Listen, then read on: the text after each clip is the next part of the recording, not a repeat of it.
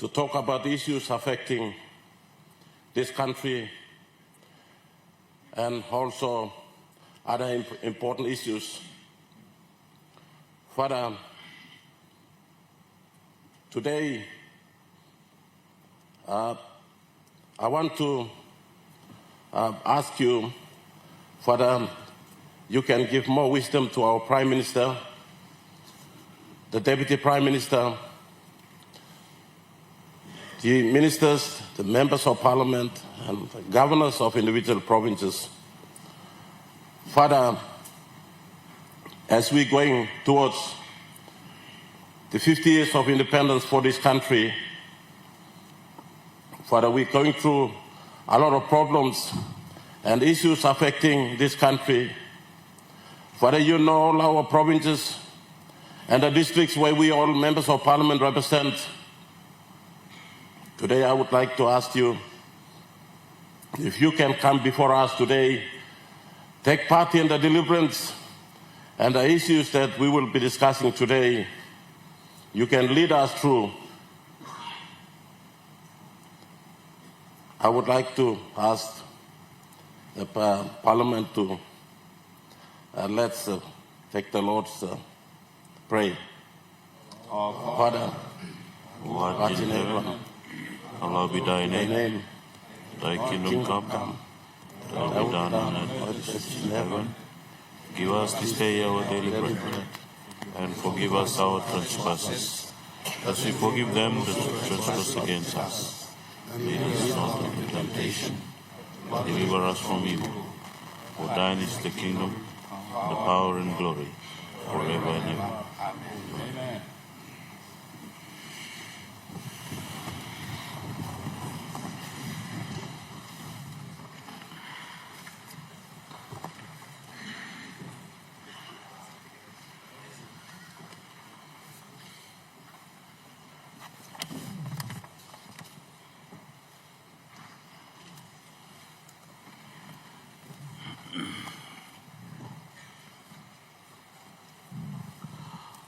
Honourable members, the General Secretary of People's Progress Party has informed the Speaker of the National Parliament that after all due process and formalities required by integrity of political parties and candidates commission, I inform the Parliament that Mr. Douglas Tomoresia, member for Kirwina Goodenough and leader of opposition, is the parliamentary leader of the People's Progress Party effectively of 6 March 2025. Congratulations.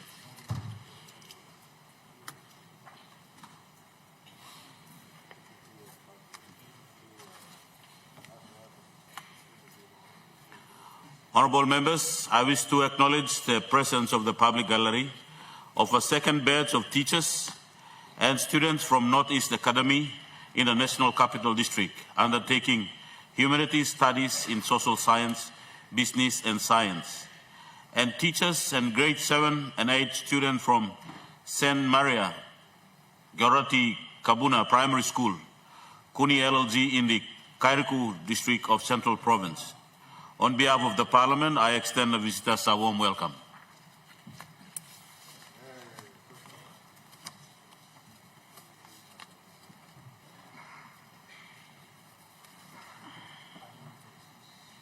Are there any petitions? Notices? Clerk? The Minister for Justice and Attorney General gives notice that is present a bill for an act to repeal the Y2K Fairness in Litigation Act 1999. The Minister for Justice and Attorney General gives notice that is present a bill for an act to repeal the Customs Recognition Act Chapter 19.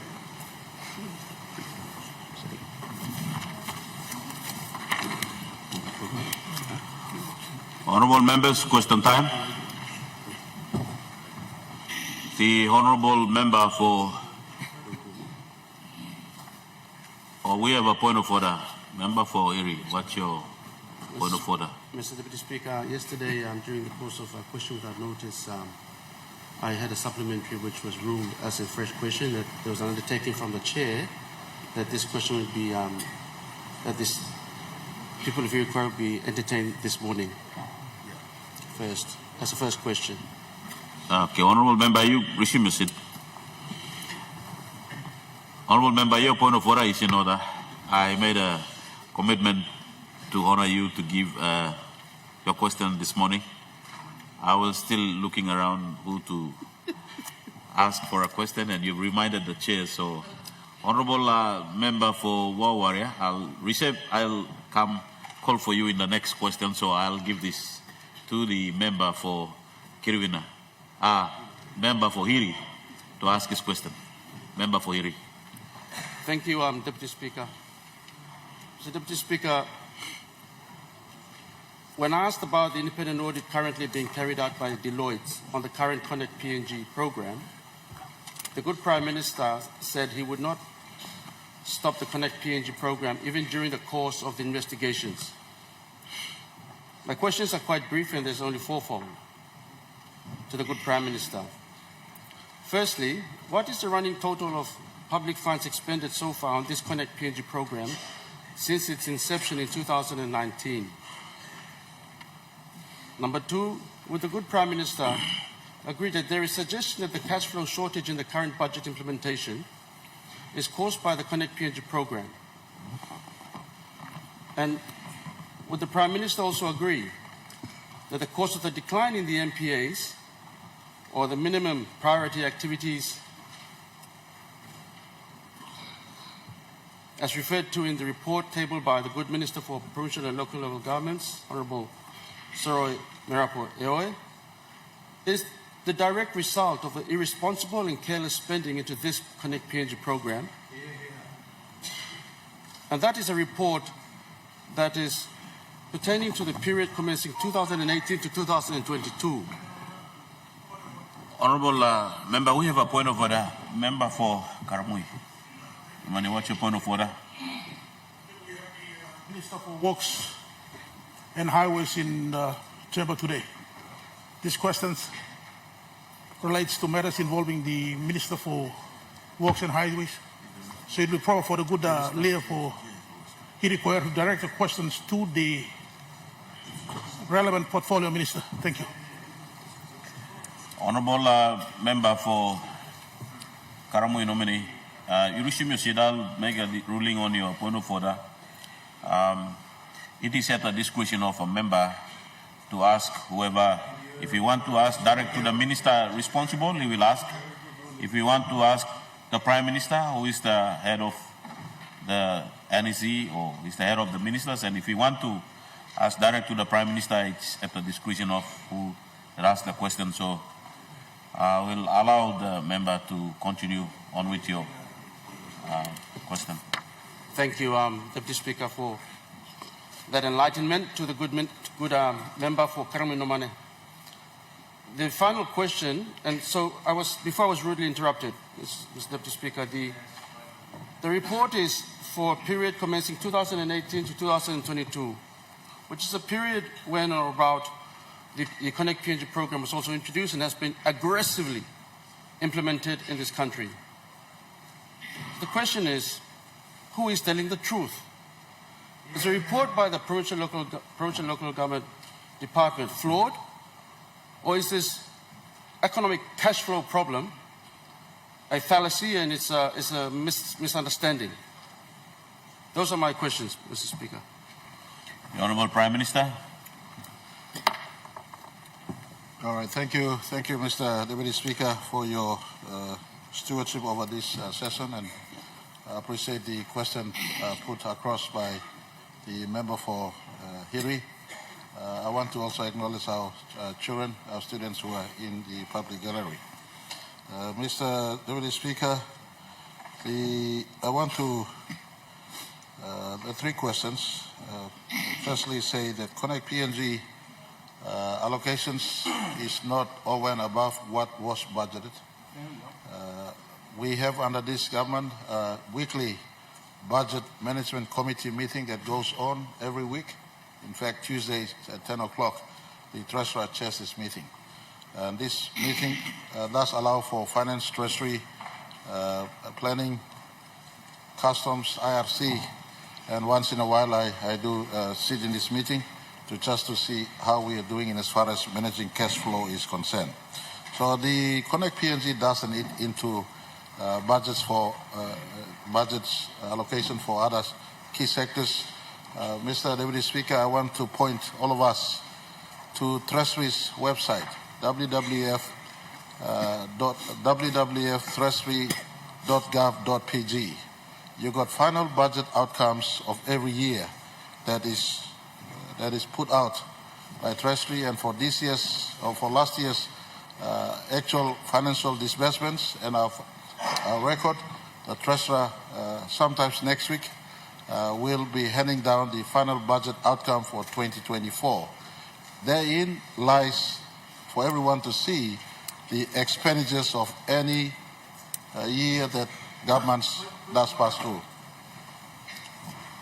We have a point of order. Honourable Member, what's your point of order? Speaker, the first question is very simple. Running total of the program thus far, from 2019 to today, there should be a global figure. And according to this program, Honourable Minister, we have a point of order. The member is still. the question is how much so far the people of Papua New Guinea have paid to this Connect PNG program to this date. As of today's date, what's the running total? Honourable Member, I understand the Prime Minister is just starting on with the reply to your question, and let's allow the Prime Minister to finish his reply. Prime Minister. Thank you, Mr. Deputy Speaker. I know the member for Hiri is anxious to get the answers, but I am answering the second question, and I will come to the first question the way I want to order the response. The second question asks whether the Connect PNG allocation is eating into the fund for this year or as it was for last year. And so I'm prefixing my answer with information that should inform all of us in the country, because this is a question that brings into the mind of every citizen and stakeholder of our country and economy the ability of this government to manage its budget. And so I want to point to everyone. Our final budget outcome 2023, our final budget outcome 2022, and henceback. And you can look into every year for as long as data is available. It goes back to governments of past. But our final budget outcome 2023, I point to that year especially, is an indication of prudency of how we manage our budget. Almost 100% delivery on commitments to our country in 2023. Now, Treasurer will pass the budget, final budget outcome for 2024 next week. And we are not ashamed to tell it as it is, what happened last year. And the country will know what happened last year. But to answer this question, I want to admit on this floor of Parliament, Connect PNG never ate into other fund allocations. Connect PNG consumed its own space. Nothing more, nothing less. Nothing more, nothing less. The Connect PNG Act says that governments going forward must allocate 5.6% of any budget to finance our roads in our country. And so within the envelope of budgets that we've allocated in 2024, Connect PNG program tried to stick to it. So Connect PNG never consumed other spaces. Connect PNG never influenced the underperformance of our revenue collection elsewhere. And I want to give full assurance to the member who asked the question that the total running total of Connect PNG expenditure, I do not have it on my phone as I speak today. Information has been requested. Tomorrow, if not next week, Tuesday, when Parliament resumes, we will present to the floor the running total of all spending on Connect PNG thus far, so that the country is fully informed. The country is fully informed on the investment happening. Connect PNG may seem like a scam to some of you, but to some areas, road is going into areas road have never seen before. And so this is happening. Over the weekend, I drove through Gare and returned, and a good member for Hiri knows where Gare is. It's my village as much as his village by adoption. I drove there. Whilst the road may not be world class, but some little work is happening today. The last time I was there, road maintenance was passing through Tubusere. Today it's pushing to Barakau and almost hitting Gare as we speak. And let's connect PNG at work, trying our very best to try to help all parts of our country, including the Hiri Koeri electorate. So we will give full report as to exactly how much was spent since Connect PNG Act came into place. So there's transparency in this one. And the Works Minister, in fact, has a paper to present to this Parliament in as far as the Works annual report is concerned. The paper also would sufficiently address some of the recurrent questions that surface in as far as Connect PNG is concerned. The investigation that is running is meant to assist the program. If the acts of impropriety established by this investigation, we will not cover those acts of impropriety. We don't want a good program that is intended to bring roads to all parts of our country to be tainted, if not hampered, by corruption or illicit practice. If it does happen, there is an intention why we call for, we ask or sanction an audit that is run by credible people outside of government circles. And I want to also confirm the MPA report or the report from the provincial and local level government department at the minister table is an indication on lack of Section 119 reporting, and also made reference to Section 114 reporting in as far as organic law and provincial and local level government is concerned. This reporting are basic reports that every administrator, and mind you, all provincial administrators have devolved Section 32 powers of the Finance Secretary. So it's prudent. And same instruction has gone to all departments. Last night I was reading through the Auditor General's report that was tabled here. It is just not good enough when department heads are not reporting, and governors or ministers also get the blame of reports not coming. So the MPA is an indication of the generic lack of performance below all the systems that we manage. And I want to say part of this is us acknowledging where the problem is, and all of us stepping to work and bring work up to standard as we speak. The MPAs, or the rest of the sectoral funding has not been, we've not taken funding away from them and just finance Connect PNG. Connect PNG, what was budgeted for, we take from that and finance Connect PNG. Thank you, Mr. Speaker. I hope the answer is sufficient. We have a supplementary. The Honourable Governor for his speak. Thank you, Deputy Speaker, and I welcome the commitment by the Prime Minister on these matters that require transparency. Just for, if he could also give consideration based on his response, there is one matter that still requires transparency on the floor, and that is in this report that he has indicated that the good minister is going to bring. Could they also include the total running value of the contracts into the future, and which years those contracts will become due, and the impact of those contracts on future budgets pertaining to the requirements of Section 209 of the Constitution?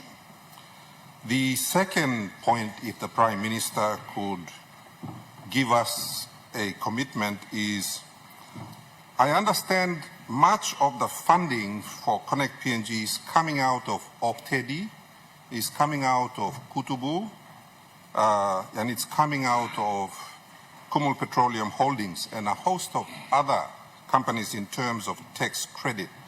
Could you also tell the House how much of Connect PNG is being funded through the tax credit scheme, and what is the impact, because you are taking out future revenue? Again, I remind you of Section 209 of the Constitution. If you could tell the House and give us some transparency.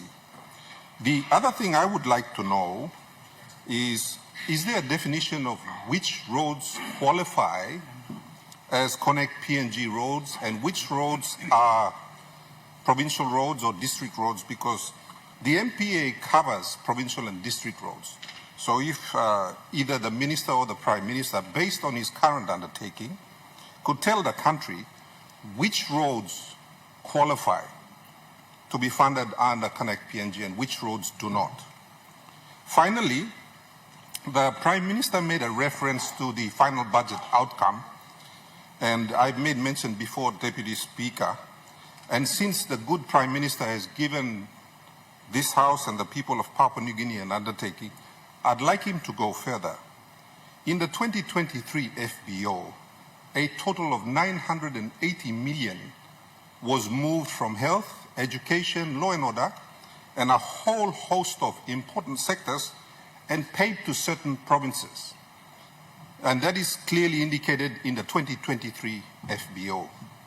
Could the Prime Minister also give the people of Papua New Guinea an undertaking to bring a report to the floor that indicates which provinces were paid these funds and for what purposes? Thank you, Mr. Deputy Speaker. Honourable Prime Minister. All right, thank you, Mr. Deputy Speaker. These are important questions. And firstly, in response to the last question from the member for ECPIC, the report as part of the need for him and all of us to know will be brought back to this Parliament, and I will give this undertaking. All spending of government is within budget. And I want to say to all members of Parliament and to the country through this question that no spending should be made outside of the budget, and in my view, considered view, no spending under this government has taken place outside of the budget process. In any case, the Treasury has Section 3 powers, but those Section 3 powers were used within considered measure and within the provisions of budget. All provinces allocation, some provinces have, for instance, Bougainville, Enga Province, Morobe, Hela, Southern Highlands, Western Province. Some of these provinces have budgets allocation labeled as IDG or constitutional grant. But those full report will be presented to this floor. It's a question asked and demands answer. And so I will extract the 2023 budget performances and present to this Parliament, if not through the Treasury and other relevant ministers, then through myself, so that the members of Parliament and the country can know how we spent in 2023. But in the case of those who really want to set quick answers, the final budget outcome 2023 is there for all of us to ascertain. But coming back to the Connect PNG program and the question whether we encroach on Section 209 of the Constitution, I want to say that the Connect PNG Implementation and Financing Act 2021 envelopes 5.6% of any budget year allocation to roads in our country. And so within that envelope, we have 3 phases of Connect PNG. Stage 1 or Phase 1, Stage 2, and Stage 3. All are running for the next 20 years. So if you look prospective into the future, there's an envelope of 5.6% of any year's financial allocation or fiscal allocation to finance Connect PNG going forward into the future.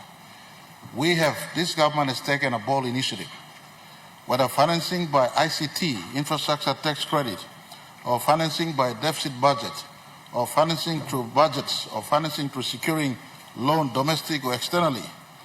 We want to open this country up with roads. No secret. Road is not for those who sleep and eat and operate in Port Moresby or urban areas of our country. Every citizen, including those who come from Kariku, my children sitting upstairs, so close yet so far. A few months ago, I drove to York City, Yoka, so close yet so far. Do we sit back and cry and say, no, it's okay, it's okay? Or we borrow for tomorrow and build the road today? I am not a pessimist conservative person. If my country is going to expand 10, 15, 20 years, I need to start the expansion today.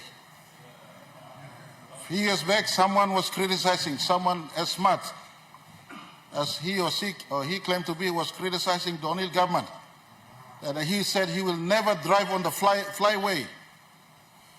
Today he's driving on the flyway with no credit to Mr. O'Neill, who had the ability to borrow to build the road.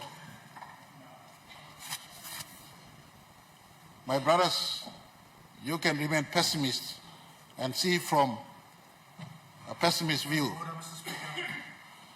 Honourable Prime Minister, we have a point of order. Deputy Opposition Leader, what's your point of order? Mr. Speaker, no one's a pessimist about the Connect PNG program. Our argument is the quality of spend. If you're in the business of giving contracts to ministers at the value of 247 million, it creates a question about the quality of spend. Honourable Deputy Can you Opposition request Leader. the House and be more accountable? Honourable Deputy Opposition Leader, if you want to debate the answers given by the Prime Minister, I would not allow for it, so I'll rule your point of order out of order. Prime Minister, you continue from your reply. All right, I'll keep it short. The Connect PNG investigation is running. I look forward to the outcome of Deloitte's report. And the Deloitte's report will go through whether there were impropriety in the act of tendering, procurement, and the financial disbursements, and etc. Deloitte's report will point to us what has happened in the Works Department, Finance Department, Treasury, Prime Minister's Department, right through the clockwork of our government system. But one thing I must say, the country needs roads. And so we have secured 5.6%. Honourable Governor, what's your point of order? Respectfully, with great respect to the Prime Minister and his very long answer, my questions were very specific. Order. My questions were very specific. The Prime Minister said that next week they were going to bring a report to Parliament, and my questions were in relation to him making a commitment to bring those answers in next week's presentation, which he himself said would be forthcoming. And he's given a very broad answer. The question I asked was, could they also include the total contracts issued? 1. 2, how much of that is coming out of tax credit? 3, the 980 million that was moved out of essential sectors in 2023 to certain provinces, could he bring that report to Parliament? So, Mr. Deputy Speaker, I think my questions were very specific, and I just need the Prime Minister to say yes or no whether that information could be brought next week. Honourable Governor, your point of order was in order in what you have asked for. Let's allow the Prime Minister to complete the reply to you. Prime Minister. So repetition is for emphasis, so he's taken a second bite in asking the same questions again under the cover of point of order. Mr. Speaker, these are important questions. The reports that he wants will be tabled in Parliament. Connect PNG is given within, Connect PNG is funded rather within the 5.6% resource envelope and has a prospective life. We're looking at a 20-year financing envelope and a combination of financing from ICT, from budget, direct budget support. All this is looked at so that at the very earliest we unbundle our country of being left behind and bring our country into connected with each other, especially in our efforts to get agricultural produces and our people out into the mainstream economy. So those will be given. I don't think we have encroached upon Section 209 of our Constitution as far as budgeting is concerned. It respects budgets and it has a year-by-year allocation based on the support it receives from the specific act that governs Connect PNG. I want to give full assurance that the report will come. And ICT project, ICT, the indication on tax credit. Tax credit is earning that revenue. Instead of waiting to earn that revenue every year, 5, 10, 15, 20 years down the line, we're trying to earn that revenue earlier at no additional costs. The conventional, the opposite will be going to a bank, borrowing at 8%, 9%, 10% interest charge. Borrow this money, finance this road. We're trying to use our own resource envelope within and alleviate the tightness of budget and finance other sectors, and if areas that could be financed with ICT-based projects, then we finance based using ICT. Those full report will be presented to this Parliament, so the country has a clear view on what's happening in works. It was in this context that we called for Deloitte, an international engineering firm, to do that investigation. They're running. This is budget for Connect PNG will be used to finance those contracts that has been lettered out, but all within full awareness that the investigator is running. And I look forward to the final outcome of this investigation. But the other details sought by the two questions asked from the opposition will be relayed to this Parliament, if not by myself, by relevant ministers, so that the country is better informed. Thank you for the opportunity to respond to these questions. Important questions, nonetheless, for our country to know. Thank you. Member for Waware. Thank you. Thank you, Acting Speaker. Deputy Speaker. Lo luksa lo people lo morbe lo this la session. Speaker, Deputy Speaker, my question without Honorable Member for Waware, let me come back to your word of addressing the chair. In the absence of our speaker, you're right by saying the acting speaker. Go ahead with your question. Thank you, Acting Speaker.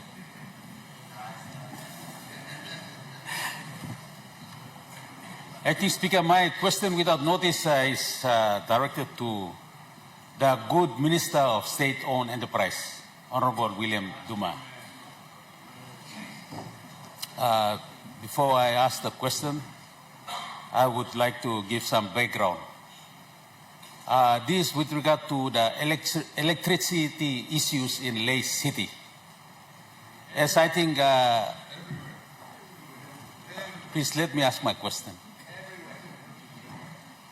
Like Lae City, everyone knows that Lae City is the second, we are talking about cities, and Lae City is the second largest city in this country. And it is also the industrial hub and manufacturing hub, and also the biggest port in this country. And it is the second garden, everlasting garden of this country too. It generates a lot of GST. And over all these years, we are having unstable, intolerable electricity issues in Lae City. And this has affected businesses, this has affected residents, and affected everyone. We are suffering in Lae City. This issue has been going on for like ever now, Mr. Speaker. Now,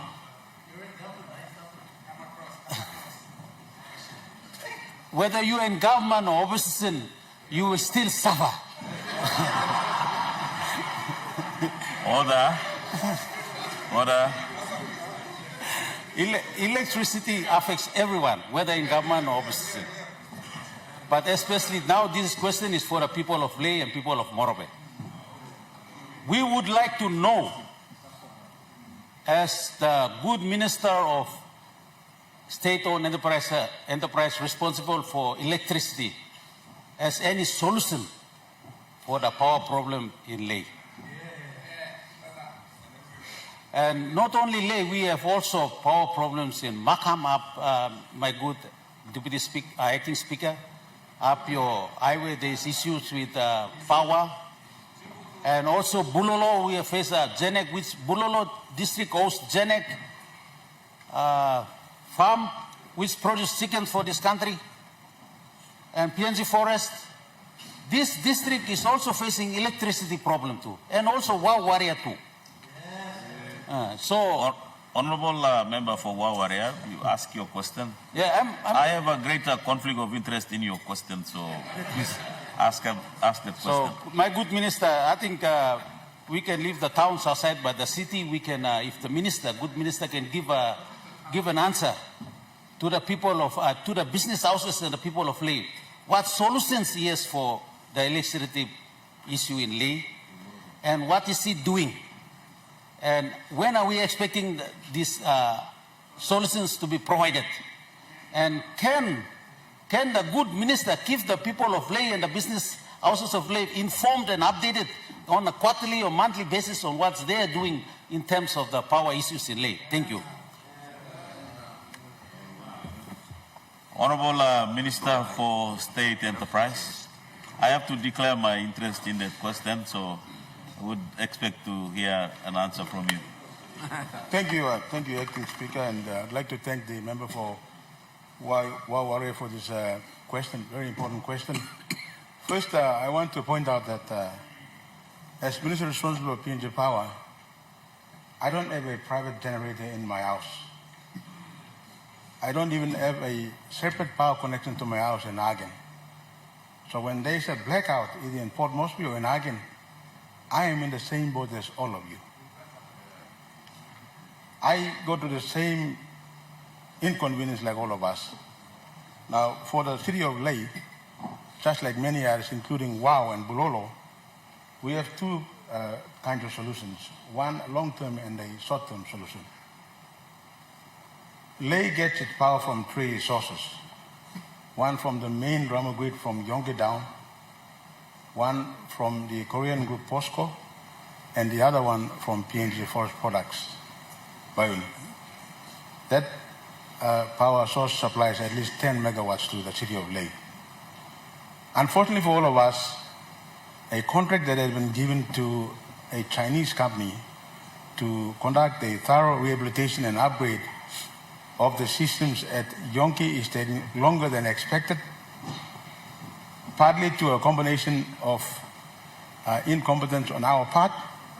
We've realized this problem and we have given this contractor a deadline. And under this contract, we cannot do much except to threaten them and to give a deadline.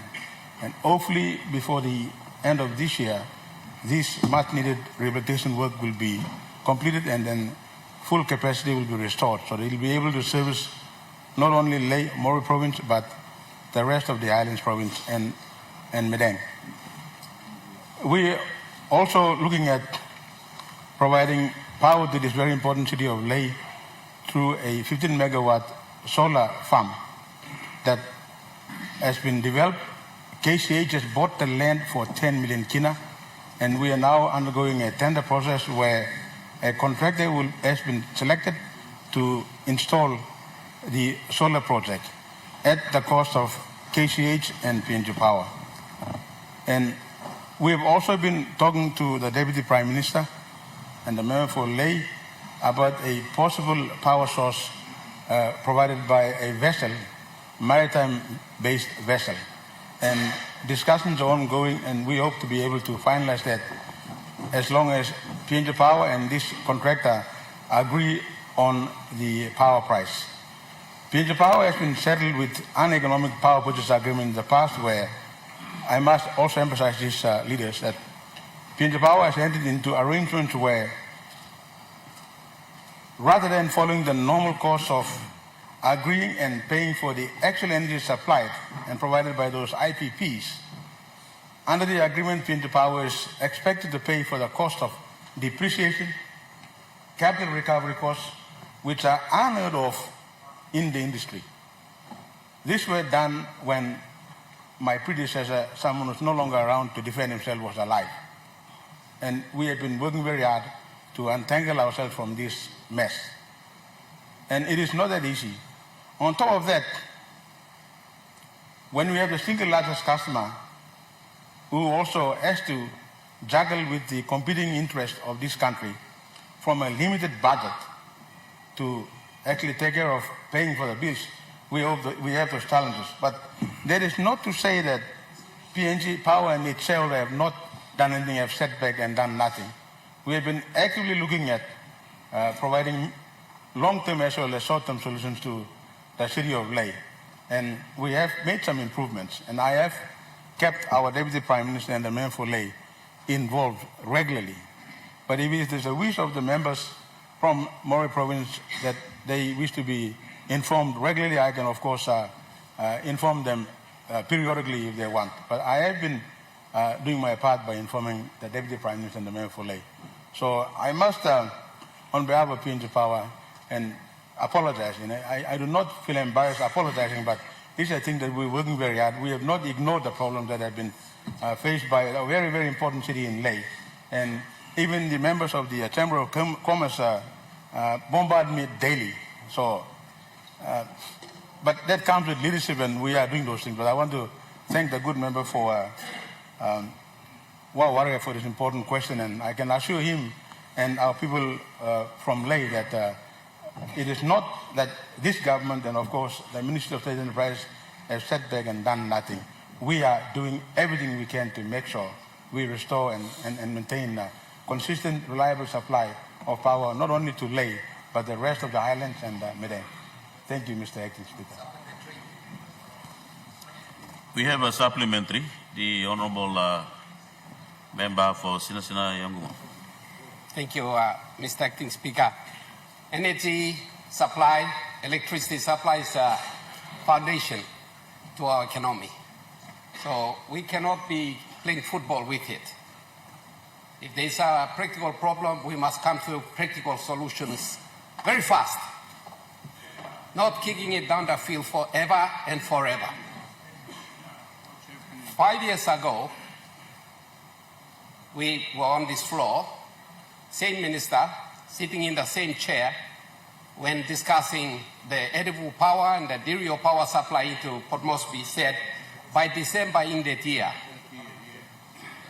power supply problems for Port Moresby will be history. 5 years later, we still have the same problems. Leh has the same problems. Kundiawa has the same problems. Everywhere in Papua New Guinea we work, we have the same problems. Nobody's offering any solution. Where's the leadership? Who's the leader?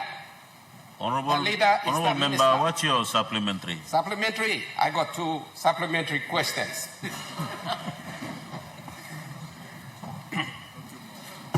How long does it have to take to find the practical solutions to the power supply problem in this country? How long? This minister has been the Minister for State of Enterprise for more than 10 years. Now, when are we going to have the solutions? Mr. Prime Minister, what is the Prime Minister doing about this lack of performance? Lack of alternatives. Honourable Number Member, one. if you start calling Prime Minister and others, it will be, the supplementary question will be out Point of... of order, Mr. Speaker. Honourable Prime Minister, what's your point of order? Mr. Speaker, Section 141 of our standing order does inform all of us not to use imputations, inferences, assumptions, he can go straight asking his questions, not making imputations.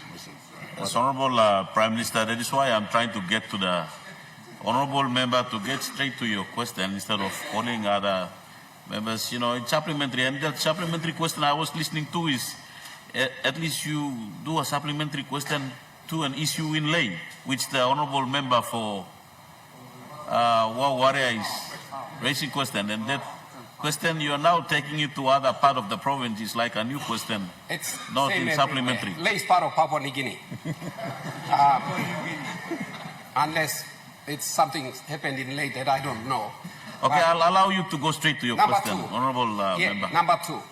If that government, of which the minister is part of, had no solution to putting a decisive end to our power problems, Leh and in Papua New Guinea, can they now bite the bitter pill, bite the bullet, sell the whole shooting match, sell PNG Power, privatize it, just like we did with PNGBC, Papua New Guinea Banking Corporation, and we have been doing very well out of it, out of the resulting company, which is Bank of South Pacific. If we can do well, a lot better by privatizing a state-owned enterprise, being PNGBC, why don't we do the same thing here with PNG Power and put an end to these problems? Because private sector know how to operate a business, not the government.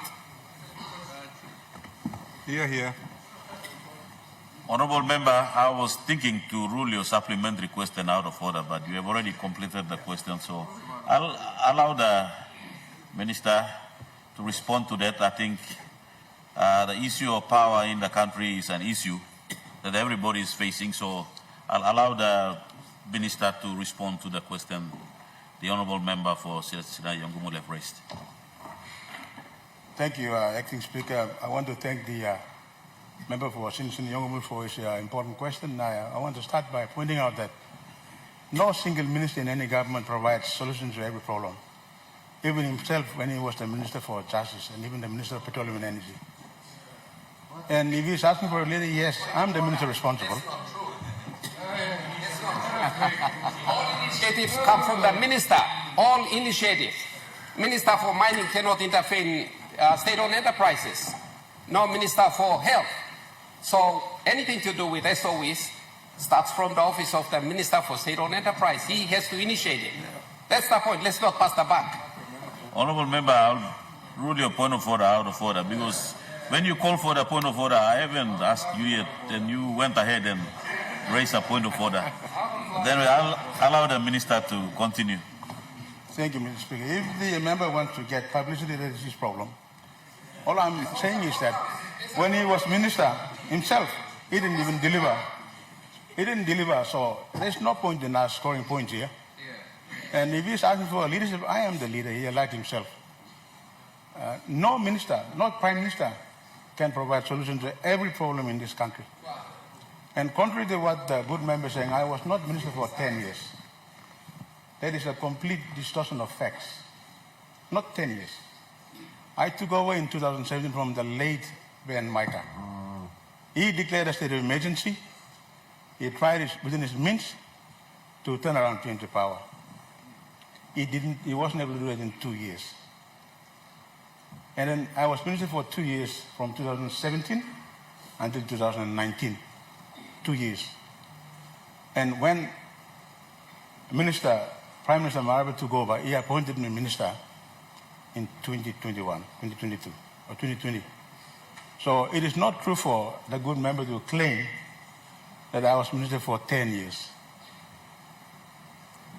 So you should check his facts. Like every other minister and every other prime minister, provide solutions. And I've always been frank and open about the things that we are doing to turn this country around. We can start blaming each other and blame on legacy issues, but these are things when we try to do everything that we can within a short period of time, the results don't immediately show themselves. But I can say this. If you look at the facts and the statistics, the frequency of blackouts in this country have been reduced significantly. We're now looking at trying to manage the issues in Wewak, for example, even in Kimbe. These are sea centers who don't deliver any profits for this company. They are sea centers. In the case of Lae, which is a profitable center, we've tried our best to manage it, and we will still get there eventually. So it is not for us to point fingers at each other and claim political mileage. We're doing our best. So in the case of blackouts right throughout the country, essentially we must put things in context. There are many other sea centers which don't even provide a return for PNG Power. Yet we expect PNG Power to make a profit. And because it is ultimately owned by our people, PNG Power has no choice but to set aside money to continue to operate unprofitable centers, all in the name of development for our country. Those are the challenges we are going through. It is not easy. We have three profitable centers, mainly Port Moresby, Lae, and the Warrangoid grid in Eastern Britain. The rest, most of them are sea centers. So we are trying to do our best. In the case of Port Moresby, for example, it is not as if the government has not allocated money. The government allocated 111 million kina as its contribution to the development of the Edebu project. Most of you will have seen the large, brand new transmission towers and the lines crisscrossing Port Moresby. And we now have reliability, at least reliable service in Port Moresby now. On top of that, the government also allocated 112 million kina to PNG Power to help fund. Honourable Governor from Morobe, what's your point of order? Point of order. Minister is trying to explain his inability to solve this problem. Continue to do it. Don't think that we are stupid people sitting in this parliament. We are intelligent people sitting in this parliament. We represent our people.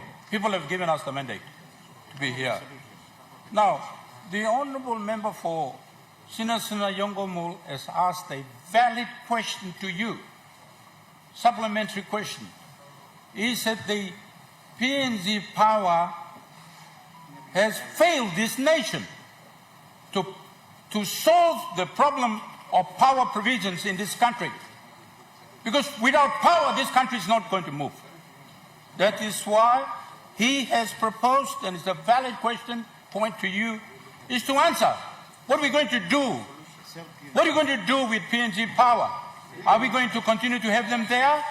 Or as he's proposing, have them vacated and privatize it so that other people who can do the job can come in? And that is a valid question and valid point, and this country wants to know, and don't beat around the bush. Honourable Minister, you make your reply. The good governor is very impatient. He thinks he has all the answers, but he doesn't. Against that background, you must also remember that we as a government have never allowed PNG Power to increase its prices. No tariff increase for the last couple of years, for the last 10 years, for example. And we're already aware that this government, led by our Prime Minister, made a decision to privatize PNG Power. And we are partial privatization, and we are going through that process. I'm surprised our good governor is not aware of that. He has been reading, I suppose. So, I will accept that blame. I will not. You don't have to. And I speak on behalf of Honourable Governor. Honourable Governor, if you want to make a point of order. Honourable Governor. Honourable Governor of Morobe. Honourable members, when you call for a point of order, you wait for the chair to ask you to raise your point of order. You don't just take point of order and stand up and speak as you wish. So, Honourable Member, thank you. Allow the Minister to complete your reply. We have another point of order. Honourable Member for Abao. Honourable Acting Speaker, the time is ticking, and yesterday you made a commitment to extend question time today. The Honourable Member, I remember I don't make a commitment. It is the House that will ask to extend the time, and I cannot make a commitment to extend with my own power. So, Honourable Member, your point of order is out of order. I'll allow the Minister, if you have a reply, otherwise our question time slaps. Yeah. Thank you, Acting Speaker. Just to summarize, I don't have to agree to the governor's views, nor does he have to agree with. What I'm saying is this. Our government has already announced in public that PNG Power will be partially privatized. So I've answered the good member for Sinasana Yongomul's question. So what is the governor from Morobe on about? That decision was made in December last year, and it is going through a process. Order.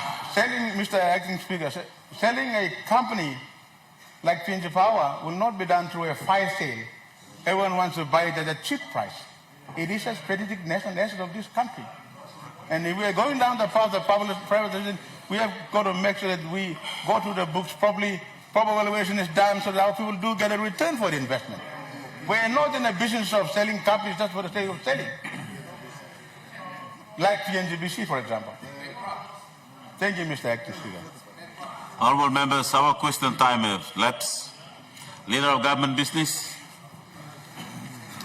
Mr. Acting Speaker, I ask leave of Parliament to move a motion without notice. Leave granted.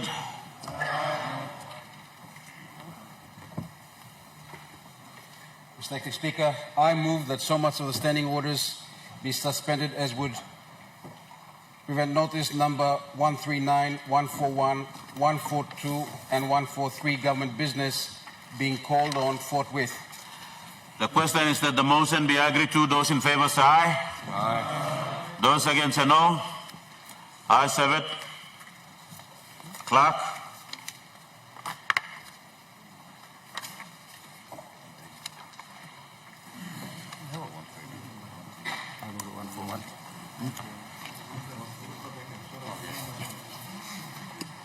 Notice number 141, Minister for Rural and Economic Development.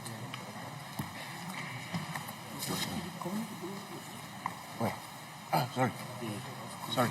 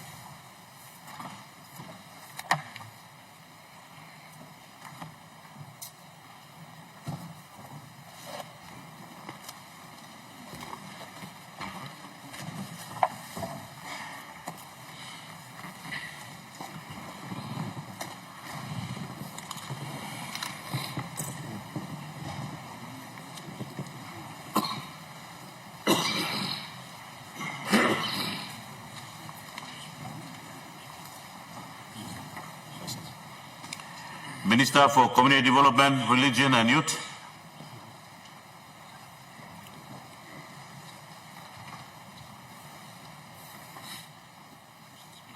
Mr. Speaker, I present the Community Development Bill 2025. Clerk. First reading, a bill for an act A, to establish the National Community Development System, and B, to implement and coordinate the functions of the department responsible for community development and religious matters at the subnational levels to a centralized manner. Minister for Community Development, Religion and Youth. Mr. Speaker, I move the bill be now read a second time. Make your speech, Minister. Mr. Speaker, Prime Minister, and the honorable members of Parliament, it is with deep sense of responsibility and profound commitment to the people of Papua New Guinea that I stand before you to present the Community Development Bill 2025. The bill is not just a piece of legislation, it is a transformative framework designed to address the systematic challenges that have hindered our nation's progress in delivering essential service to our most vulnerable and marginalized population. The bill represents a significant milestone in the government's commitment in improving the lives of our people, particularly those in rural and remote places. It's a direct response to the gaps in service delivery, coordination, protection, and empowerment that have persisted for almost 50 years. Mr. Speaker, the need for the bill cannot be overstated. For decades, our community development functions are being fragmented, underfunded, and inconsistently implemented. The lack of a coordination mechanism has led to inefficiencies, duplication of efforts, and a failure to adequately address the needs of all our most vulnerable population, persons with disability, the elderly, the women, children, youth, and survivors of gender-based violence, including the survivors of social acquisition-related violence. Mr. Speaker, the organic law and the provincial and local level of government provides the existing framework for decentralization of powers and functions to ensure service delivery at subnational level. However, in practice, the same system has proven to be ineffective and dysfunctional for effective and efficient delivery of community development services at the subnational level for over the past 49 years. The underlying cause of ineffective service delivery was the lack of established mechanism to ensure coordination of implementation of community development function. This legislation will enable the Department of Community Development and Religion to effectively coordinate the protection and empowerment function of the department at the sub-national level. More so, the protecting and empowerment the marginalized and vulnerable population requires collaborative and coordinated efforts from all of the relevant stakeholders as required by the Community Development Bill 2025. Mr. Speaker, allow me to outline the key features of Community Development Bill 2025. The bill calls for establishment of district community development centers. These centers will serve as a primary mechanism for delivering community service development at sub-national level. They will ensure that the essential services such as social protection, economic empowerment, gender equality initiatives are accessible to all, particularly those in rural and remote areas. The bill also calls for the creation of National Community Development Advisory Committee.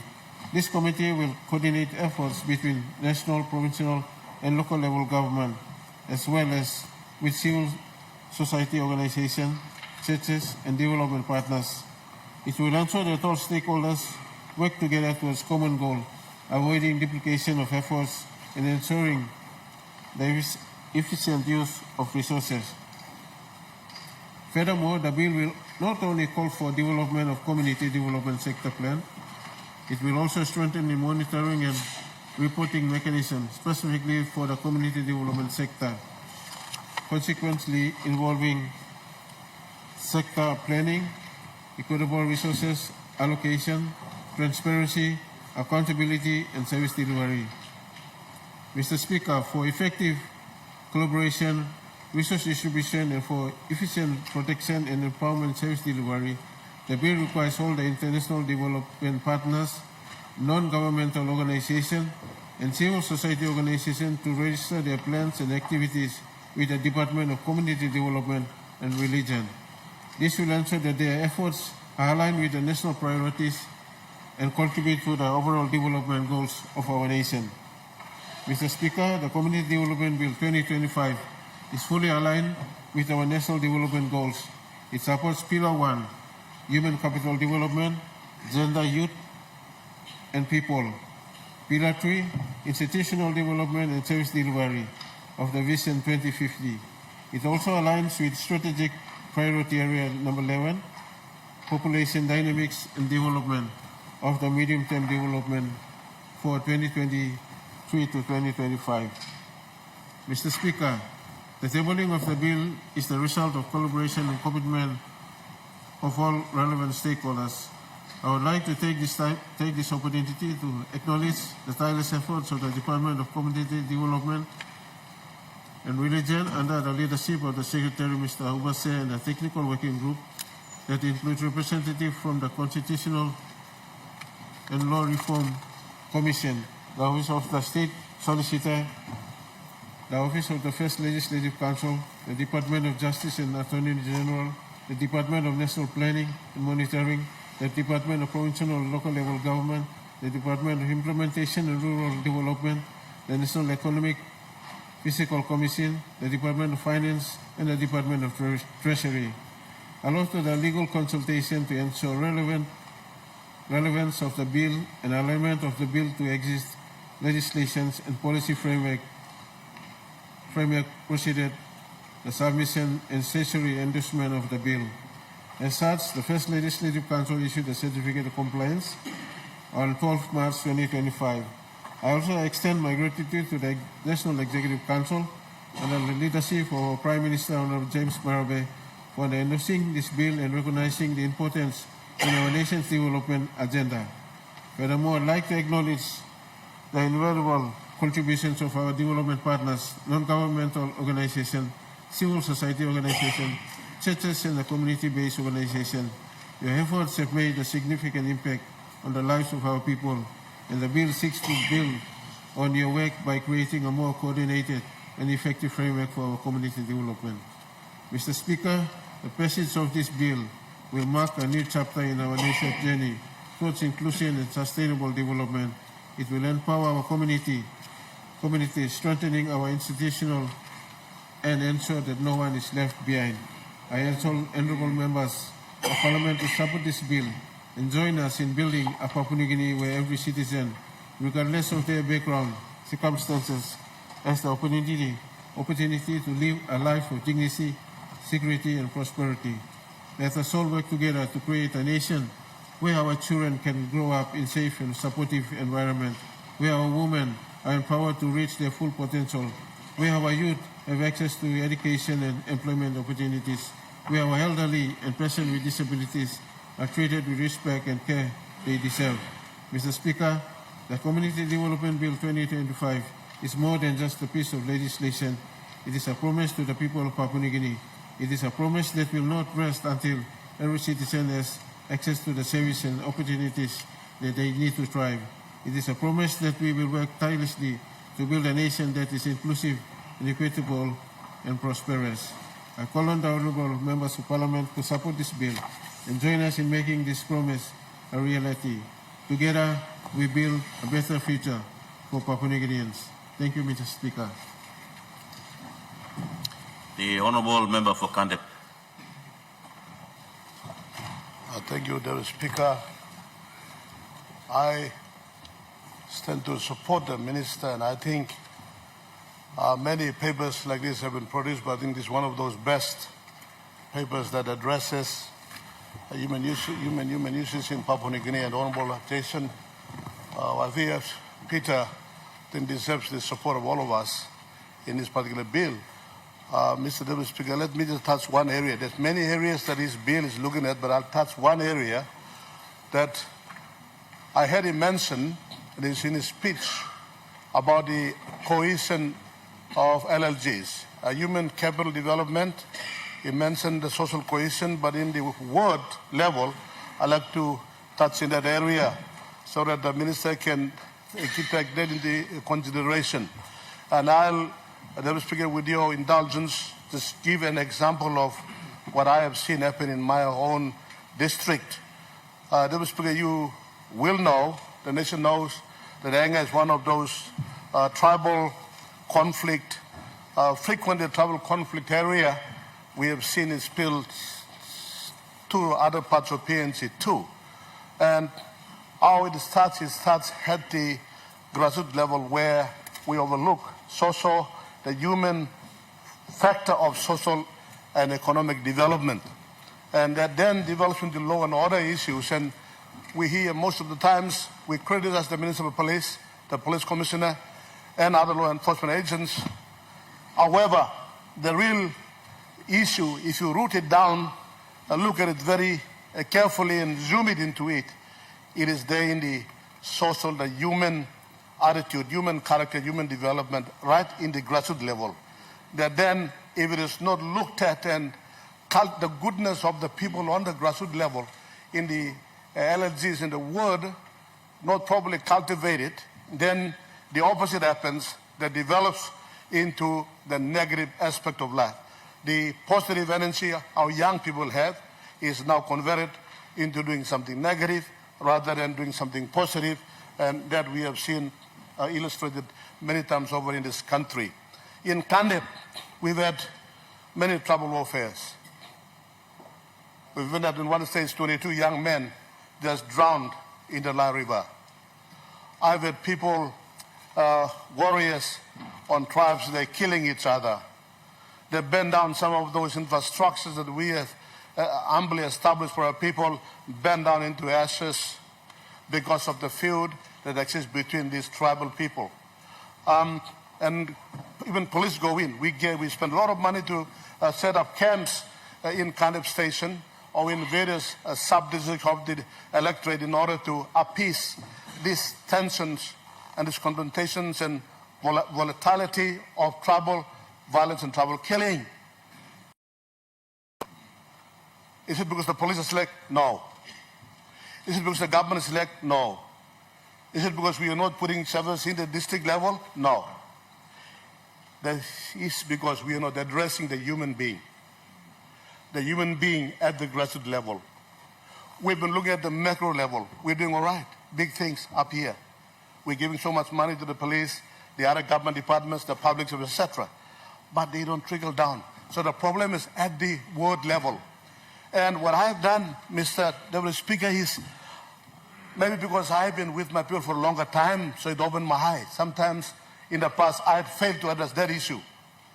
But now I think consistently addressing them, I've realized it is right at the ward level. So what we have done, Minister, would take note of this through you, the Chair, is that we should look at the power, the ward, the LLC, the council of ward.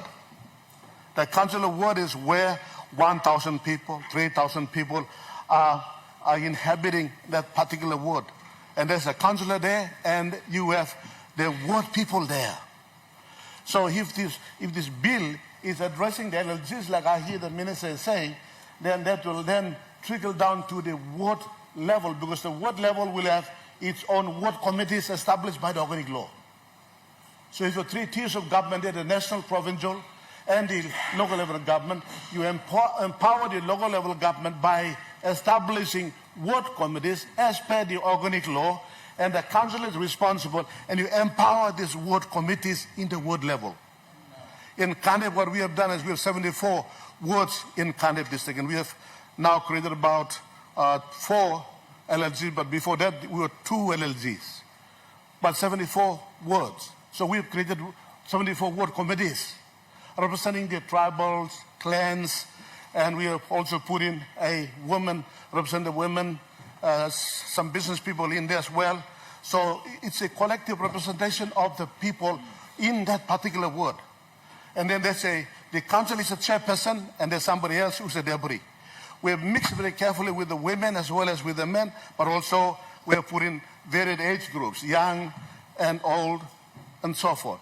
So over the last 5 years, what I've seen, Mr. Deputy Speaker, is that Kandep, we had this frequent trouble fight that comes in from either Hanga in, other parts of Hanga in, or from Kandep out. It has now been diffused. And I said, how did we do that? I have realized that the people, the ward committee system in the ward level, they look after each other, because we are a communal society. Papua New Guinea is a communal society. We live in tribes, we live in clans. So there's representatives of these wards, they look after each other. And guns brought in, the wards are always there. They're hawking on whoever's bringing a gun. So they say, look, this young man has brought in a gun. The other ward committee members, they can talk to that person. And they also count how many young people are there who have the potential to get married in the next 5 years' time, or next 2 years' time. Or look, this young man is now ready to get married. Now let's look at the bride price. How do we do it? With the girl that is befriending, etc. So they manage the young person. So all the social attitudes that contribute to social problems or to social happiness, it is addressed at the grassroots level by this ward committee system. And Mr. Deputy Speaker, Kandep, we have not had fight for the last 5 to 7 years compared to the rest of Enga. I've talked to the governor, and I'm talking to other members. Let's strengthen the ward committee system and let's empower these people. You don't have to give them money. Just play sports. Playing sports in there, and other people going in, like the United Nations. Mr. Deputy Speaker, I've also spoken to the United Nations recently, about 2 weeks ago on this, and I sold them that concept, and I'm meeting with them from time to time to make Kandep a pilot project for ward committee system that empowers people in the council of ward. So I see that's working, and this bill addresses that. And I think it is one of the best bills, because every other bill, we're looking at all materialistic things. A road is a materialistic thing, a classroom is a materialistic thing, all these other issues we're talking about, they're all material things, right? Of course, they will enhance human capital development, but they are not directly the human. But there are only 3 areas that address human. Social development, like this bill before us. Skilling of the young people, skilling, education, skilling. And 3, the health. The health. You have to be in good health in your body within to reflect the goodness without. And that's why social sector is supposed to be a leading department. look, let me say this. Look, excuse me for saying some things bluntly, Mr. Deputy Speaker, but we seem to be happy with where the money is. But money has proven not to be the solution all the times. Social sector development, where we go down to the human person, is very important. That should be the priority. As enshrined in our Constitution, in the Constitution, integral human development is priority, and that's what this bill is doing, and the ministers leading us in the right direction, and the leadership of the Prime Minister. And another factor I've also seen in Canada is this. Drug. Mr. Deputy Speaker, drug is stealing our young people. Marijuana is stealing our young people. How dare we don't see this? I have a son, his name is Ezra. I sent him to school here and he went to school in Australia. Came back in Cairns, and I was very happy that you'd be one of those young people to make us proud. But he had inherited the habit of taking drug. And now I took him to Lauloki, and look, we're going to put it here and we're going to train him up. He fought us and we took him back again. We took him to the Seventh Adventist Church. We took him to Dr. Psychiatrist. Dr. It's a wonderful lady. Ambi. Dr. Ambi. She has been personally counseling Ezra to become better.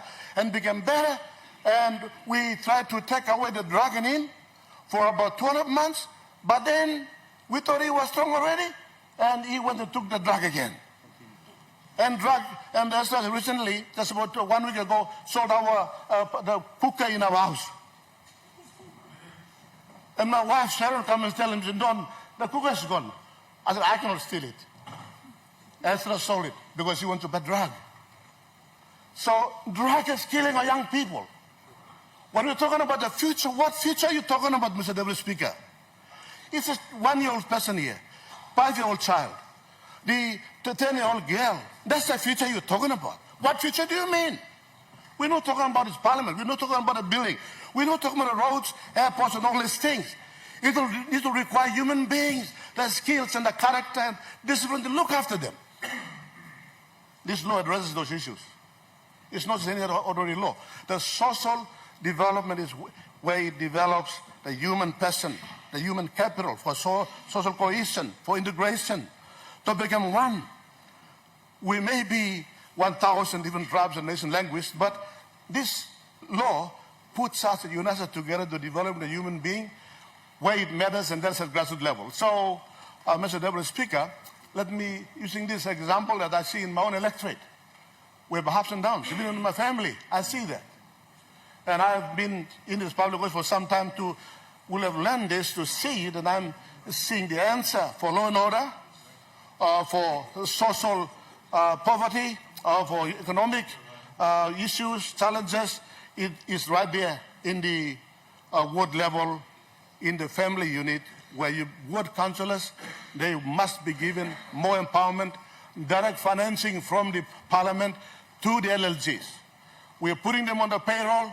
Now I say that the Treasury, the Prime Minister, and his whole parliament, let's think again to put money not just to the provincial government system, but also directly to the local level government systems, and they then empower the ward committees in the individual wards, and you find the ward committees are there, and of course you can develop also in the ward committees and ward committee system, community policing if you want.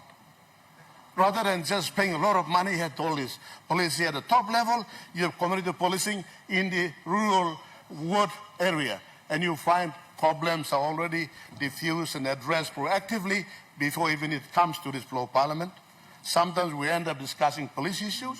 Sometimes we end up discussing technical and public service issues when we are legislators and policymakers.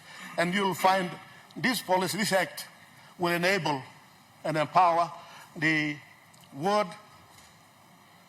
system, and the ward committee system should be established as part of this law.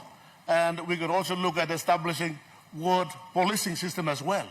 Get 5 to 10 young men and women to work with the community police to take care of their own wards. So if you can have that system in place from the bottom level up, you will see the governance of the top level down, and integrating the whole governance system, Mr. Deputy Speaker, I find will be much easier, less costlier, and will be very, very effective. So I asked the Minister to look at that, to in this act some time into progressing into the future, look at the word committee system and the word policing system in individual LLG words. Like in Canada, we have 74 word committee systems. We've established them, the structure there, and now we're looking at how do we put about 5 to 10 young men, women, whom we call them policing in the ward level, so that they're proactive in addressing those potential issues that come up, and they address immediately on the spot. Therefore, you don't have trouble fights. Therefore, you don't have gunmen coming in and harboring gun in those wards. Police will find it difficult to find them, but the ward, the community themselves will be on the guard. They will be the solution providers. So it's a good bill. Thank you, Mr. Speaker. Thank you, Minister. The Honourable Member for Abao. Thank you, Speaker. I wish to have a few comments, but I want to commend the Honourable Minister for bringing this bill to the Honourable House.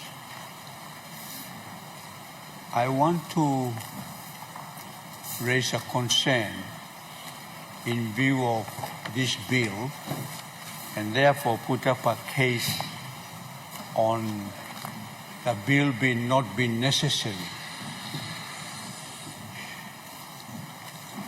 Mr. Acting Speaker, we are into centralizing too many activities in this country. If you read this bill carefully, you will find that this is another nationally structured organ. It will establish an advisory committee made up of 13 people that are very, very busy every day anyway. You look at Section 9 of the proposed bill, which has named all those departmental heads that are always in committees everywhere. Planning, finance, health, education, community development, even the police commissioner or his nominee there. So, Mr.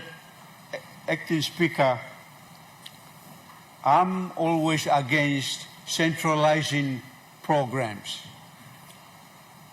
The Honourable Member for Kandep highlighted existing systems through by law, the local level government and the wards. They're already there and working, but devoid of funds. That's where these community issues are addressed, not at the national level. DDAs too are eased up. We have district community development officers there. We have church members in the DDA, LRGs too. So in terms of the entire community, the system is there. Please don't centralize it. Give it to us and give the funding as well. This is another centralization program. I can tell you, Acting Speaker, it will be another white elephant. It will not work. All these advisory committee people, they are busy. Just look, one person, Minister, Department of Head responsible for Treasury, or his nominee, deputy, or FAS, or they are all busy people. So, and then you look at Section 16, they are prescribing in this bill that the so-called Community Development Center will be at the provincial level, trying to coordinate again at the provincial level, but we got wards there, we got LLGs there, and argument that Member for Kandep strongly emphasized, which I agree, but he disoriented it. It's completely disoriented.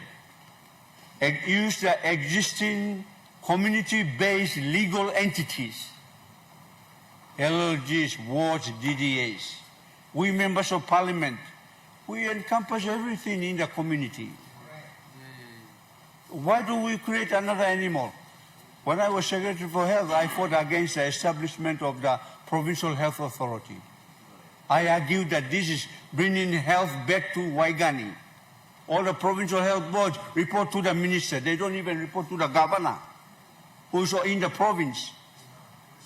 And in minister's report. Honorable Member, we have a point of order. The Honorable Minister. Thank you, Mr. Speaker. I'd like to make it clear to the floor of Parliament that the bill, the PHA Act, is an important act, and it's passed through Parliament, and we have PHs now in 22 provinces, and the governor, represented by PA, is on the PHA board. And we need to acknowledge this kind of arrangements. It's actually functioning, and it's effective. Thank you. The Honorable Minister, your point of order is in order. The Honorable... We just had a report by the Minister for Provincial Affairs and Local Level Governments highlighting that two organs are confusing the system. Provincial Health Authority and the DDAs. That's the point I'm making. Is centralizing these important functions that should be at the authority of, at the provincial level and the district level. So my argument, Mr. Speaker, I mean the Health Minister has to defend the PHA because he's the minister responsible. I was a former minister. I propagated it, but I actually went against it originally. And this is the spirit under which I am arguing. Do not centralize because ministers are too far away. We have to go back at the provincial right down to the district. And for this particular, trying to establish a national community development system, we actually already have it. I don't see the need for us to legislate because we already have structures. The churches are the biggest contributors for community development. You look at every village, every church is there. All we just do through DDA, LOG, we support the churches. Even Minister for Community Development is not even budgeting directly for every church organization. Districts are the ones that are helping. So let's help and facilitate what is already happening down at the district level. My concern is continuing to centralize organs of state that are basically non-functional because they will interfere with many of the legal organs already on the ground. They will step on the toes of too many people. Imagine this advisory committee at Waigani advising on community development issues which include health matters.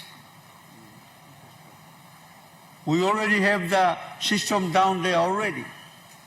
Or education matters. All these community members, they have their own agencies, the committee members. They are heads of department of their agencies where they are already going down there. Why should we have another parallel program that really doesn't have any authority in these sectoral agencies to interfere at that level? That's my strong view, Deputy Speaker. So I stand to raise a great concern that this law is basically demonstrating to centralize functions back to Waigani on a community development matter where legal entities are already in place, Mr. Deputy Speaker. Thank you. Minister for Petroleum. Mr. Speaker, I rise to support this bill and speak in support of it. Going through the Minister paper, I've dealt with the Office of Community Development in the last couple of years, and I like to say that the current Minister is one of the most hard-working ministers, but he doesn't say so much on the floor of Parliament. But he sits back and he works. He represents the country very well around the world. He's a workaholic. He starts early in the morning. at 8 o'clock and finishes at 6 to 7 o'clock in the night. So I commend the Minister for bringing this very good bill. This bill, I think, I like to comment that I think the member for Abba is misplaced in his arguments. This doesn't centralize the work of the community development. This bill, in fact, gives recognition down to the districts that people in the district at the moment don't recognize that our most vulnerable people, like our elderly, disability people, our women, children, youth, survivors of gender-based violence, these people don't get they're not recognized because we don't have a central functioning officer. Like, this is a profound bill. This bill was now you look at DDA and you can start it. This is what this bill is speaking about. We're giving focus in the district. In the last 2 years, Migo asked you community development officer, who is down in my district working? Now, there is nobody. This bill now will give focus and recognition. Now, Migo and Emi no sit down. This like minister, I'm using department plan. Only start work finished. The last 2 years, all working programs were finished. Down the district, let me put in a program come. We need a development center. People go ask them, and funding 50%, people district funding 50%.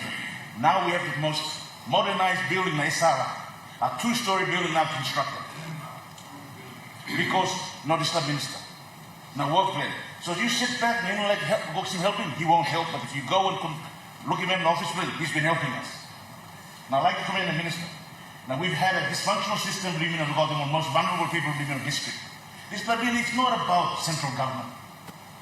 He's bringing this bill in to talk about our people down in the district. Now you look at it, it's a bill too when you talk. Now Banduga managers sit on office plan down. All the officers of the provincial government and district all the staff number, only dysfunctional. Now they will be focused in working in this new 2-story building down in Esara. Now I can only speak for Esara district. I can't speak about the other district. But I commend this bill. Now, we use the bill to give him planning, helping me go back to districts. Now, award levels, we have a focal point now, we have a manager down below based sit down in the district. Also, we have a district managers from DDA.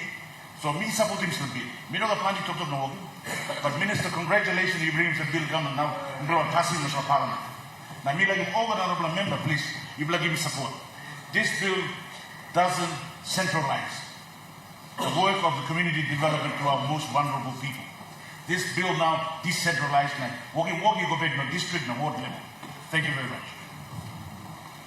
The Honourable Minister for Fisheries. Thank you, Deputy Speaker. I rise to support the Minister on his bill. This is a very important bill.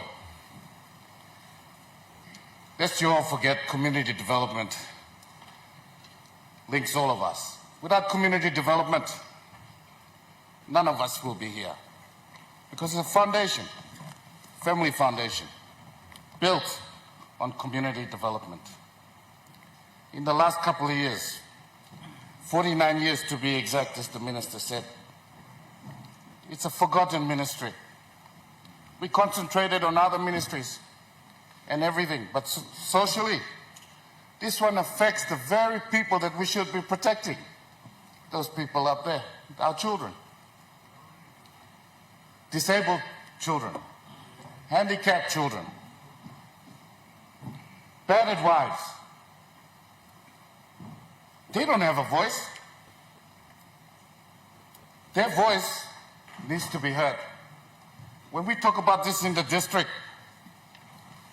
it just comes and it dies. Nobody says anything. But the minister's used his initiative. He's brought the powerful people together. Don't kill the bill before it can show it's good. That is the lesson here. A couple of years ago, they introduced bottled water into our country. Everybody said,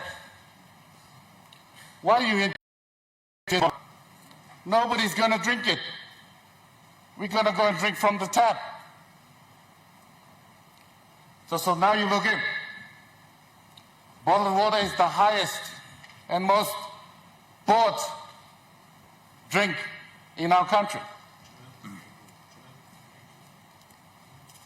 And people condemned it. We can make a difference.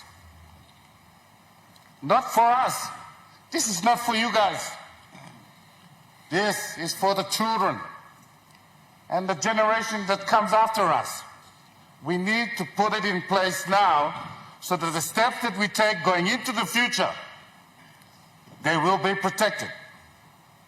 I support this bill wholeheartedly, and I thank the minister. Last week, the minister gave us some stats on homeless children in Port Moresby. It's sad.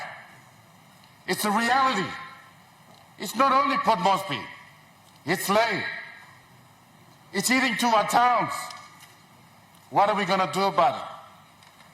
We're going to go back to our community development officers in the district and ask them, what programs do you have? They said, oh, we haven't been refreshed. We're sending people that haven't been taught about community development into rural areas to teach them, to give them some idea on family planning and all these things. But yet they themselves don't know it. This finally will give us something so that the people that we send out there have the idea, the mentality to make the changes that we all want. I agree with the Minister for Petroleum in his words. We need to do this now. And I fully support this bill. And I really hope those who have children, those who will be bubbles, this is something here. I'm a walk him, I'll protect him, or picking any bloody of future. Thank you. The Honourable Member for Sinisina Yangon. Thank you, Acting Speaker. I want to say there's no question about the integrity of the minister. He's a very good man, and he has a lot of credibility, and he usually does things for a lot of good reasons for our country. That's number one. Number two, we will support him in his work as a minister on any initiative he takes on matters that will advance the welfare of our communities and societies throughout Papua New Guinea. That's a given. Both sides of the floor can support him. It's just the nature and character of the way this bill is written that raises some questions. We're not saying generally he should not be advancing in that direction, but when he brings papers like this into the floor for us, then he should make sure through his department and advisors that it's written out properly to give him the results he wants and we all of us want. So on that note, there's whatever the Sepuka Temu, member for Abao, has said earlier, I endorse what he said. And on top of that, I also want to point out a couple of things about this bill. This bill talks about advancing the welfare of the community. So when you go into the definition, you will see that community means all the human beings. Go back to the definition. So the bill is intended to work towards advancing the welfare of all the human beings in this country. And for me, that's too broad. It's very, very broad. We need to be more specific because there are many other departments already serving the individual human beings in this country, like education, like the Department of the youth section, which the minister is also responsible for, I believe, the Women's Council, health, education. All those things involve improving the welfare of the human beings, the people of this country. So when we want to promote a bill that is intended to help us, to give us the powers and the functions and most of all the resources to advance those goals, we must be specific so that we don't encroach upon the functions of the other pre-existing agencies of government. So that's point number one. I find the objectives, the functions too generic, too general, not specific enough. like when we hear the speeches from the other members, the speakers on the floor, they talk about advancing the interests. It's important for our children, but the bill doesn't talk about just the children. Yeah, no. It doesn't. It's misrepresenting what the bill says. The bill talks about everybody, and that's too broad. So I would recommend that in order for there to be effective, for the bill to be effective, it should be specific. It should focus on a particular category or group of people, like the youth, pick up on that and advance them, and we will of course support them, because we know that there's going to be precision in the approach to which sector of community they're going to be talking about. Women, there's already women's organizations, council, women's council, and all of those organizations looking after women's interests already. Second point I want to raise is my concern about the exclusion of DDAs. DDAs, the majority of us here are chairmen of DDAs. We are created by an act of parliament in here, and we are not included. Look at section 4, for example. Talks about the establishment of the community development system, and it talks about how they will align their work with the work of the national government, the provincial government, and the local level government, but the DDAs are not mentioned. As we all know, the LLGs are there by law, but they don't have the resources. They don't have most of all the finance. So most LLGs throughout the country depend upon the DDAs for funding to do their work.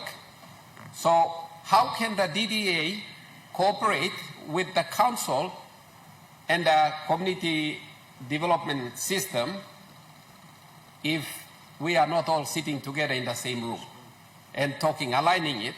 Because in order for, I know the national departments here don't get fully funded, and departments like community development get the lowest priority. So they won't have the money to fund the programs in the rural district, like, say, Telefomin or Samarai Murua or Sinisneongmu for that matter.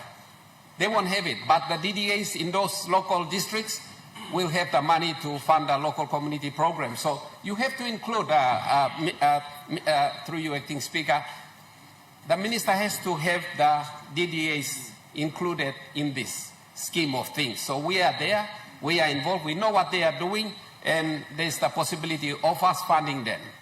Provincial government is already there, but you know, it's a concern that the DDAs who are statutory not included. You look at section 7, for example, talks about the implementation of the development plans, etc. No mention of DDAs, but the other sectors of government are mentioned. So that's a serious gap. There's a serious gap in the connectivity of this bill to the floor on the ground, where the money is. The money is in the hands of the DDAs. We all know that. So that's a serious. If the minister wants the bill to succeed, he needs to bring in the DDAs. Thank you, Mr. Acting Speaker. The Governor for Central.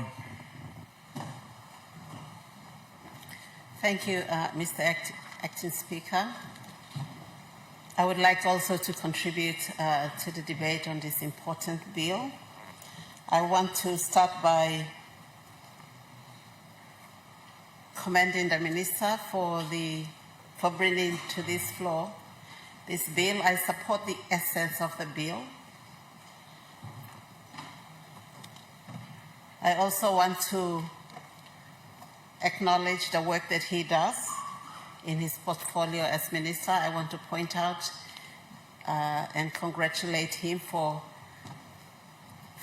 ensuring that the National Council of Women was established recently or the executives were appointed recently in KVN. So I want to congratulate him for that and thank the Governor for New Ireland for hosting that event in his province. I support the essence of this bill because it's talking about bottom-up planning, which is really important for a country like ours, where almost 87, 90% of our people are in rural areas, bottom-up planning is critical. So when I say I support the essence, that's what I'm supporting. The bottom-up planning, taking into account the community-driven development approach to development planning, is something that we already have as government. At the moment, together with World Bank, there is a project that's been funded that's called the Rural Service Delivery Project.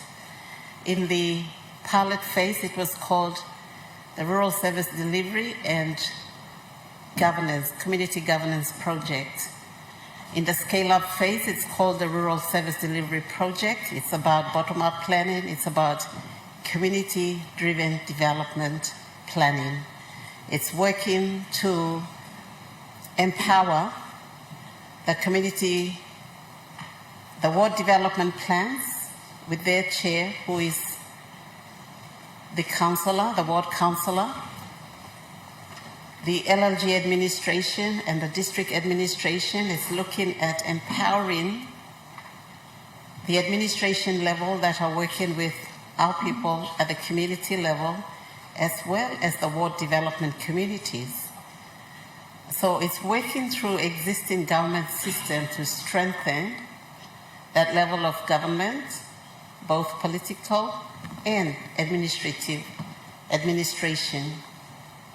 The important point or objective of this government, of this project, is to bring services down to the people, but services that are identified by the people themselves in ward communities through the Ward Development Committee.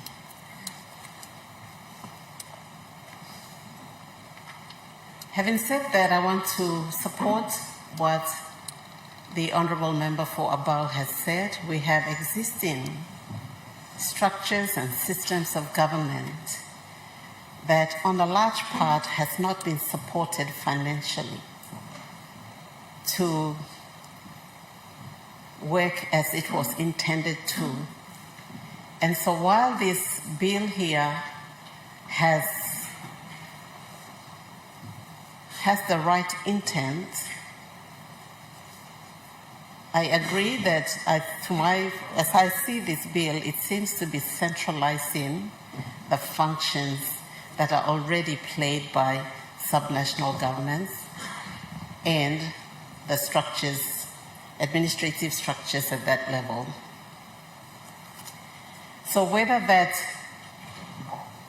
keeps the bottom-up planning, to what extent will it be effective in maintaining the importance of bottom-up planning, community-driven development approach, for me is questionable. As Sepuka pointed out, the composition of the advisory committee at DHEAD level, I don't really see how that will function.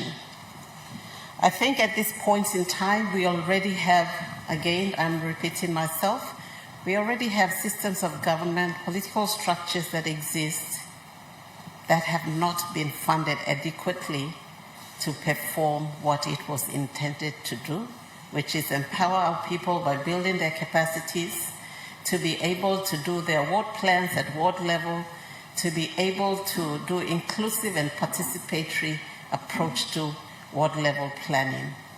And so we have had an example from the member for Kandep, who has explained how that has happened in his community.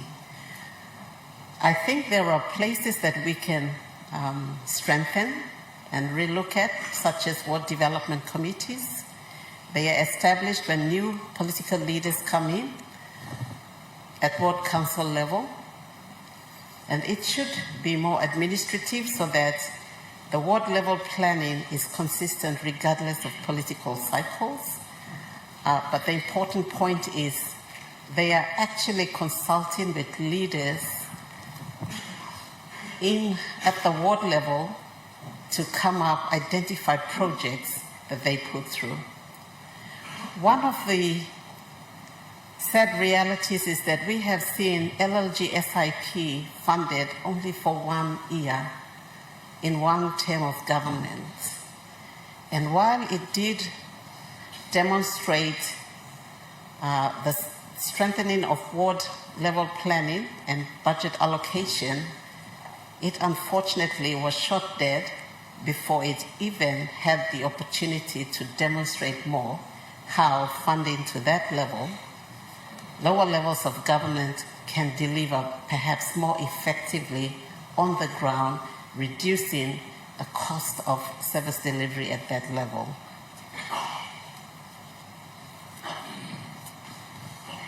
What level planning is going to be location specific, because as the member for Kandep has said, in a Highlands community, it might look different from a community here in Central Province. Even within Central Province, at ward level, you will have different leadership structures and governance systems that exist purely by the fact of different cultures that exist within each locality in every district.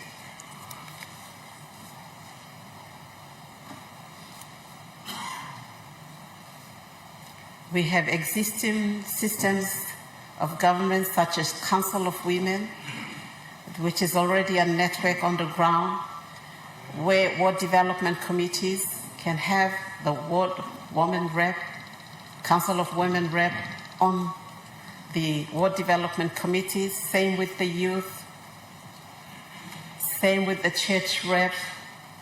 We also at provincial level already have appointed members, same as LLG, and at the provincial government where you have appointed members to the assembly, provincial assembly, women, youth, chiefs. In the case of Central, is actually covered in the organic law.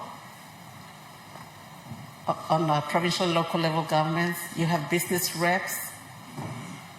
The thing is, the funding is not there. What we have at provincial level is not enough to fund these members who are already a voice at the provincial assembly level.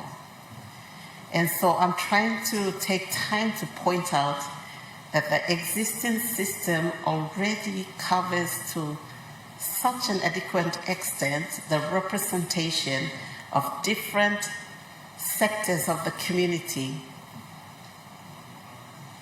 The major flaw is that we have not supported the existing systems and structures that give voice to women, that give voice to youth, that give voice to chiefs who are leaders on the ground, that give voice to other marginalized groups, people living with disabilities, etc.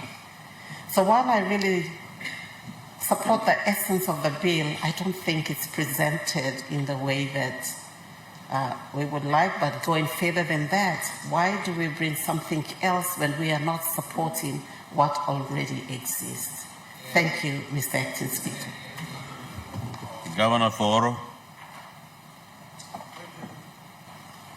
Acting Speaker, I want to add my comments to the ongoing debate. Firstly, I would like to thank the Minister and commend him for making an effort to bring a bill into Parliament that recognizes the plight of our most marginalized in the communities, districts, provinces, country.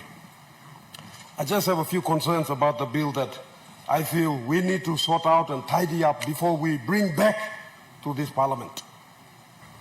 Reading through it briefly, I get the sense that we are creating more public service jobs that will be reporting to Waigani. That's my problem or issue with this bill. These public servants that are going to be created, or these public service jobs that are going to be created, according to what I'm reading here, will be taken away from the provincial government system or the administration, deployed to the districts, and then reporting to Waigani. Why? We are sick and tired of Waigani Swamp and having to come and line up here and beg for resources and funds to run our provinces. And now you're trying to create another parallel system. Doesn't make sense. I urge all governors to read this document very carefully before you all agree to this. Are we aiming to do away with 22 provinces and create 89 new provinces? Is that what we're doing here? Ministers, read your bills carefully before you bring them here. Your public servants are misleading you. That's what's happening here. This bill doesn't make sense to me.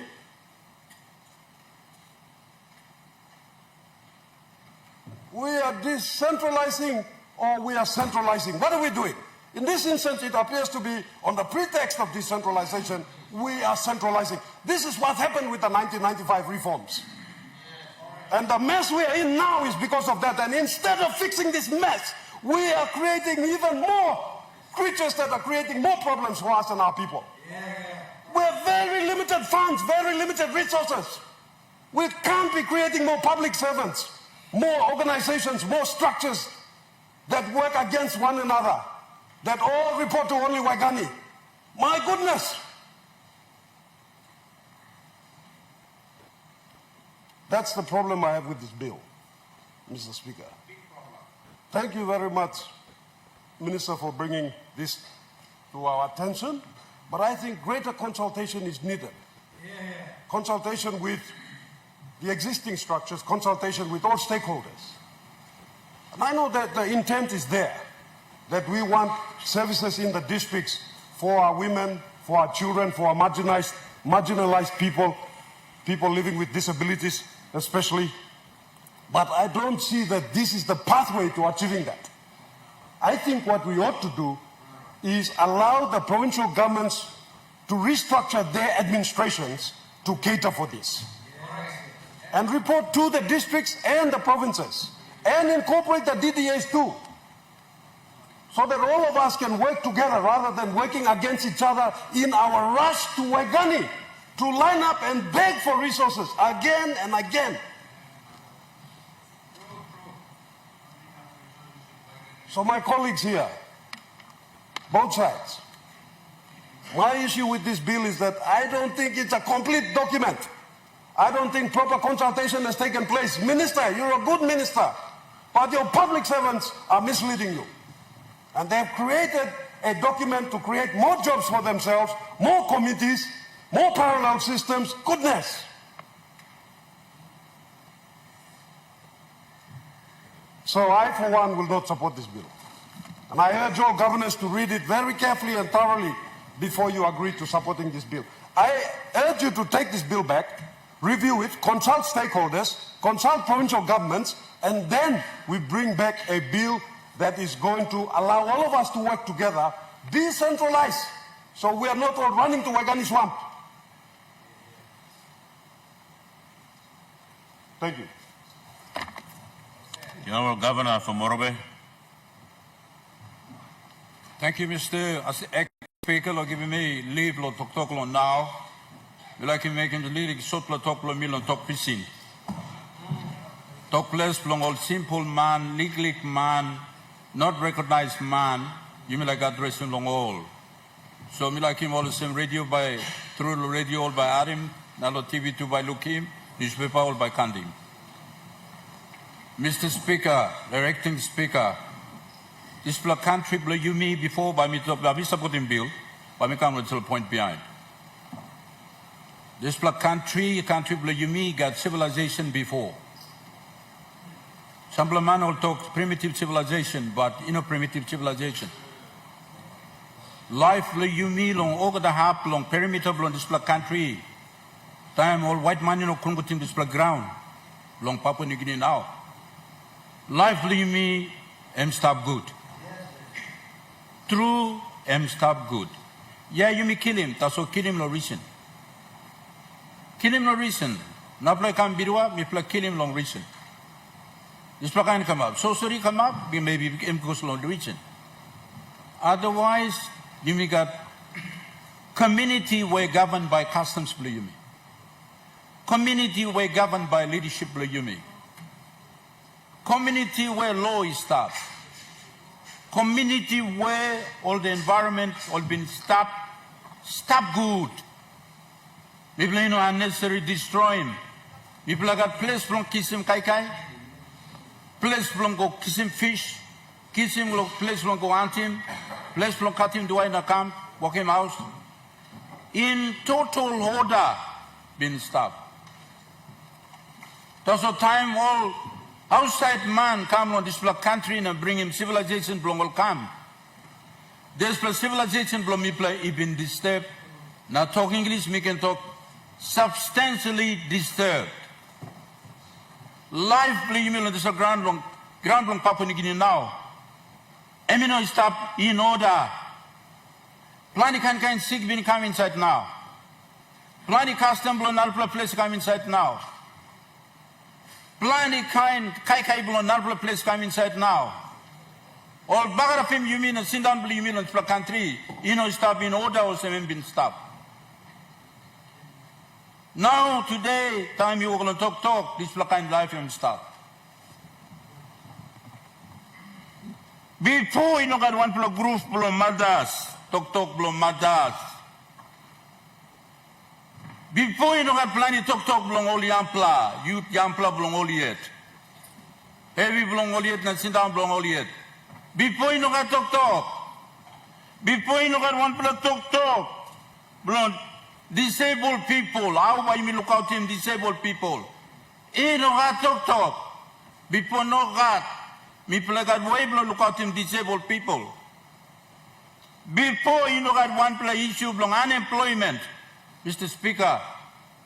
Look at one play talk na unemployment. Oh, got the money got work na kai na smile na kind all stop. Amama stop.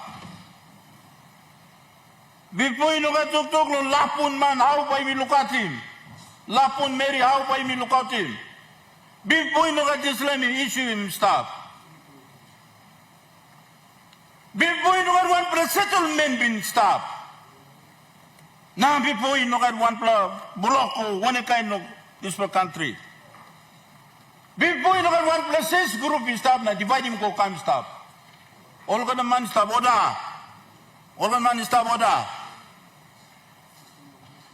System block place now, law block place now, government block place now, over something in order.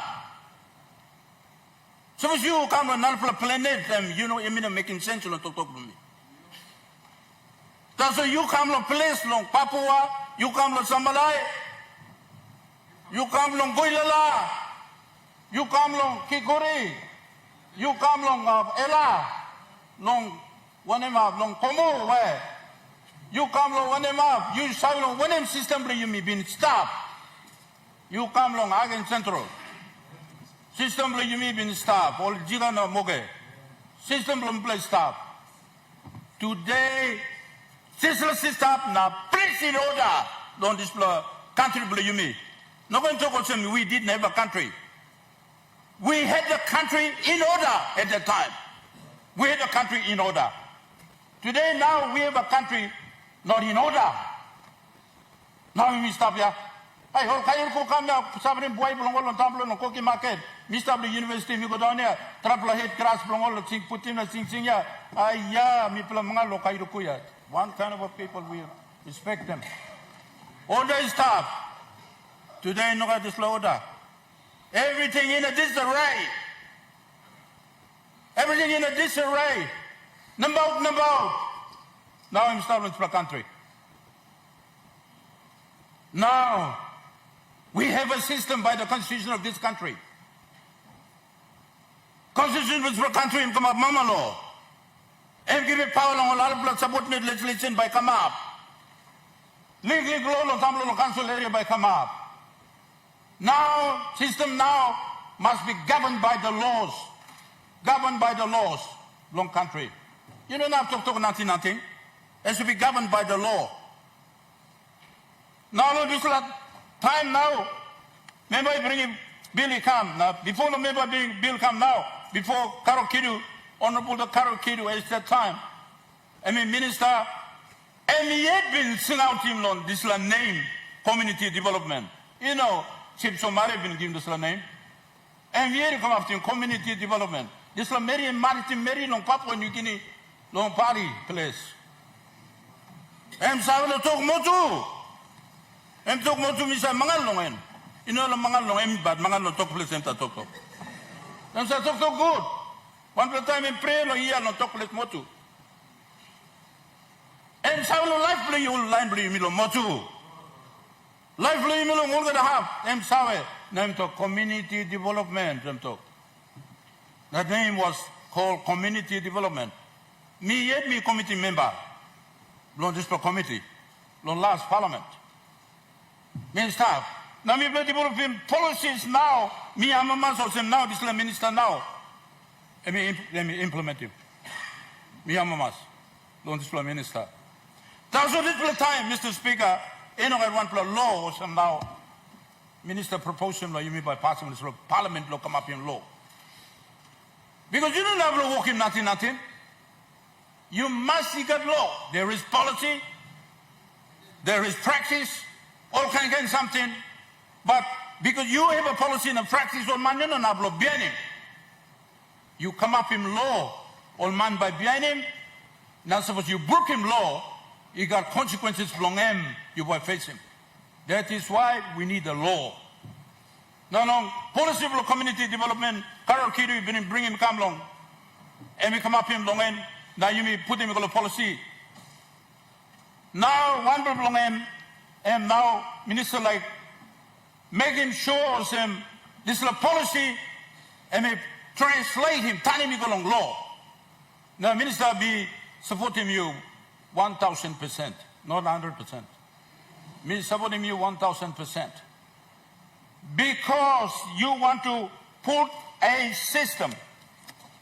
I go to me, Governor, me go to office long community development and what you go. You got one committee staff. But me go look in. No one committee I'm going to stop. You're going to youth department or you're going to one kind department or referring to so you don't have a system, a political system there by the virtue of the law, which you're going to refer you by go looking for a committee. Now, Minister, make him law, and Mr. Speaker, and me right. And me come up him display Billy come long by you set him Community Development Authority. Yeah, all seven man, all by walk on display. Now you me walk on talk or say blown wine, why honey? Hey, now you me start long intellectual community. Yeah. You know, start long before and before now me to talk here. You need intelligent people working in a institution created by the law, and that law passed by the local authority, the parliament, Mr. Speaker.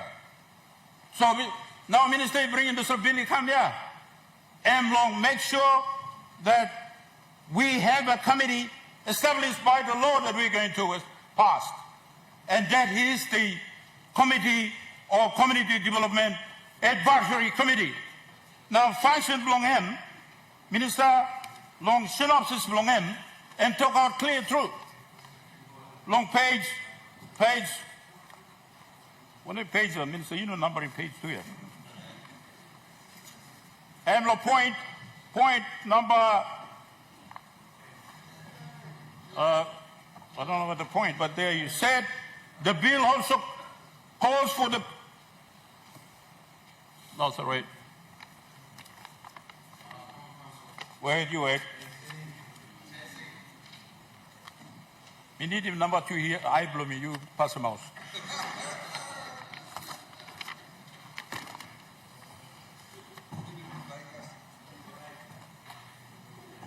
Yeah. Purpose belong committee. And we talk out clear. Page 5. Thank you, my governor. Calls for the creation of National Community Development Authority, and this committee will coordinate efforts between national, provincial, local level government, as well as with the civil society organization, churches, development partners. It will ensure that all stakeholders work together towards common goals, avoiding duplication of efforts, as is happening today, and ensuring the efficient use of the resources if the resources are provided. So this institution by staff, now you mean on 1 district or 1 LNG, you mean by come long all, now all by giving me sample of ting. Now maybe by walk one time, not okay ting, maybe two by giving more sample of ting long all. Now maybe by walk one time. There is a political institution there established by the law. Don't buy me placam looking all. Before you know that, now by God, suppose you me passing this law, a bill. So and by some only by staff along only Mr. Speaker. Or some white elephant now will describe him all. Aye, we are changing with time. We got to work with intellectual people. All by staff now by advising you me. Now you me by walk. Now this institution and by Sanab now thank you on consultation. Also you know about consultation. But Governor Bloro me due respect one time. But there's consultation. All man walk along office to help you. Now all for line of consulting molia. Now all the same view belong him, view belong all. Now give him minister, this will ting. Long what is the you must make him? Long address him all this line, Mr. Speaker. Now, Mr. Speaker. Honorable Governor, you got point of order. Honorable Member Governor Foro. With due respect to the good governor for Morobe, me talk lo side lo mipla lo province. Where administration lo me no been consulted. Provincial administration, community development division lo me, all stakeholders lo province lo me. Mipla no been consulted lo tsla. And by impacting province lo me and by impacting more people lo me too ya. So mipla need lo kissing la consultation and pla too by making input come lo tsla bill. That's what we been talking saying. Suppose all been consulting good la governor blo Morobe na administration plan, okay, I'm good la. Almost working one kind of same law get the province. I'm tasol and point of order blo me. I must not talk also ino bin got consultation or ibin got consultation because mipla can confirm also ino bin got consultation lo site mipla. Thank you. Thank you, Honorable Governor. Honorable Governor Blo Morobe, you continue. Thank you, long. So sorry, my name. Sorry, only no consult him you. That's all consult him government below me. All consult him. Long when something all walk. Let me talk. You mean province by no now work in isolation. One time national government. System of government established by the constitution. You must got national government. Now you must got provincial government. Now you must got local level government. That is why you mean this institution you like put him long national government, long stop number you mean by ember work one time you mean also now long synopsis me read him long end. And a good idea. So merely give him ting long minister. Long make sure also whatever they do, no can lose him out provinces, no activity long provinces. Now people looks at it, Mr. Minister, Speaker, clear through long display institution or groups of people that civilization blow nalbla man come na put him, make him come up. Now you make up on this country. Huh? Ol mama ya, you got waria. Now ol mama you got waria na can petition come lo governor blow morobe na kamba can governor. Oklo put him stop. All youth, group of youth. Now all disabled people. I don't go to this plan. And then all beginning, also now you're going to talk to. And then unemployed people. And then all the people 60 years now you going up. And then all settlement villages now you may got. This committee, this bill let me establish as passed. Now establishing for a committee.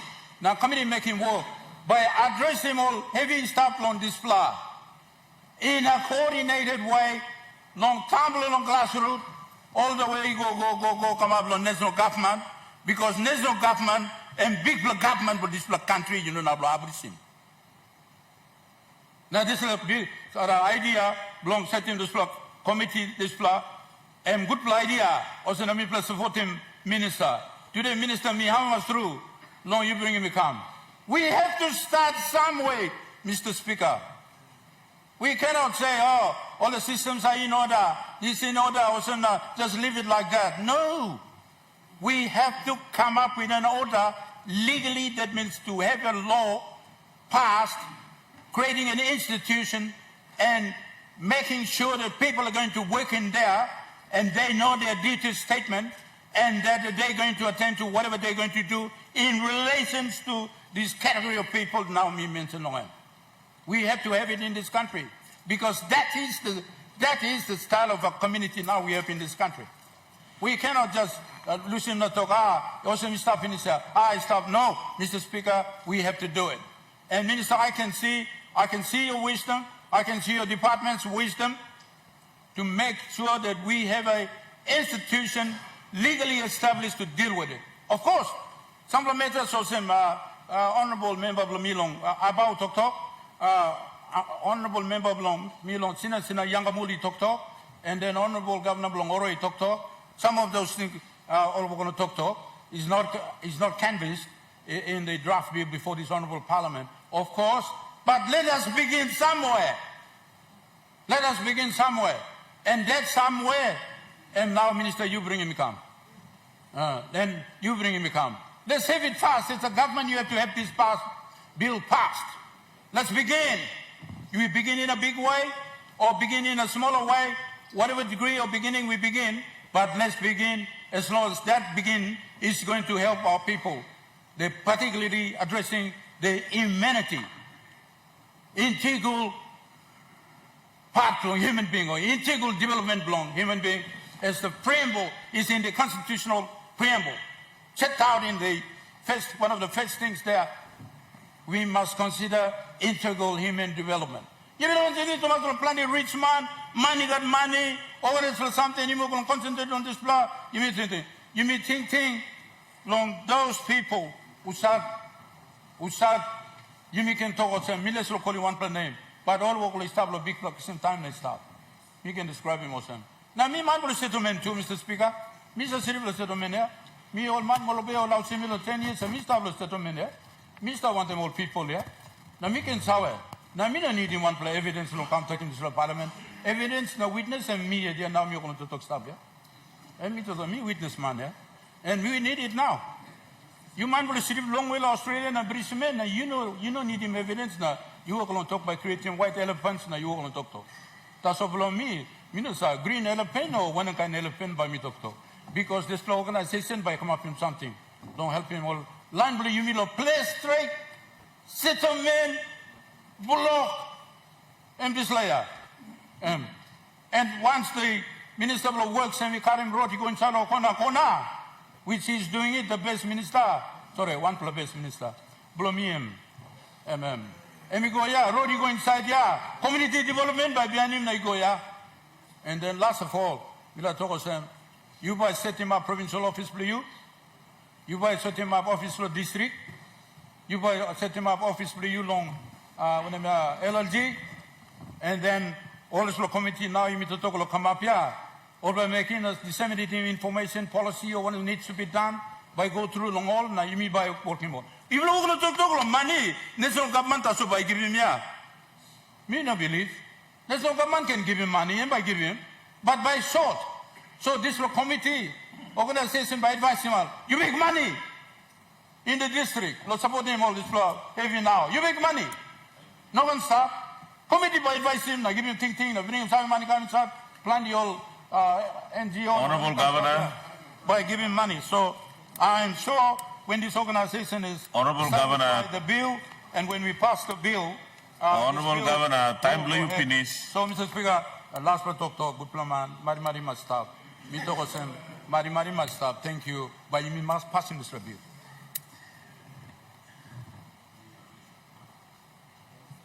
The Honorable Member of Law, North Wagi. Thank you, Deputy Speaker, Lok Sawalami. I like comment him, Minister of Community Development Law, one good bill and passing. I'm carrying camp, lawyer of floor of Parliament. Now, why not by me? You meet talk no imi olgada by sabotim this la bill. Kain kan bill imi sa sabotim lo yellow parliament. Emplo outside. Emplo benefitim outside. So this la bill. And by benefitim all man 80% of population or staff of rural place here. And by benefitim.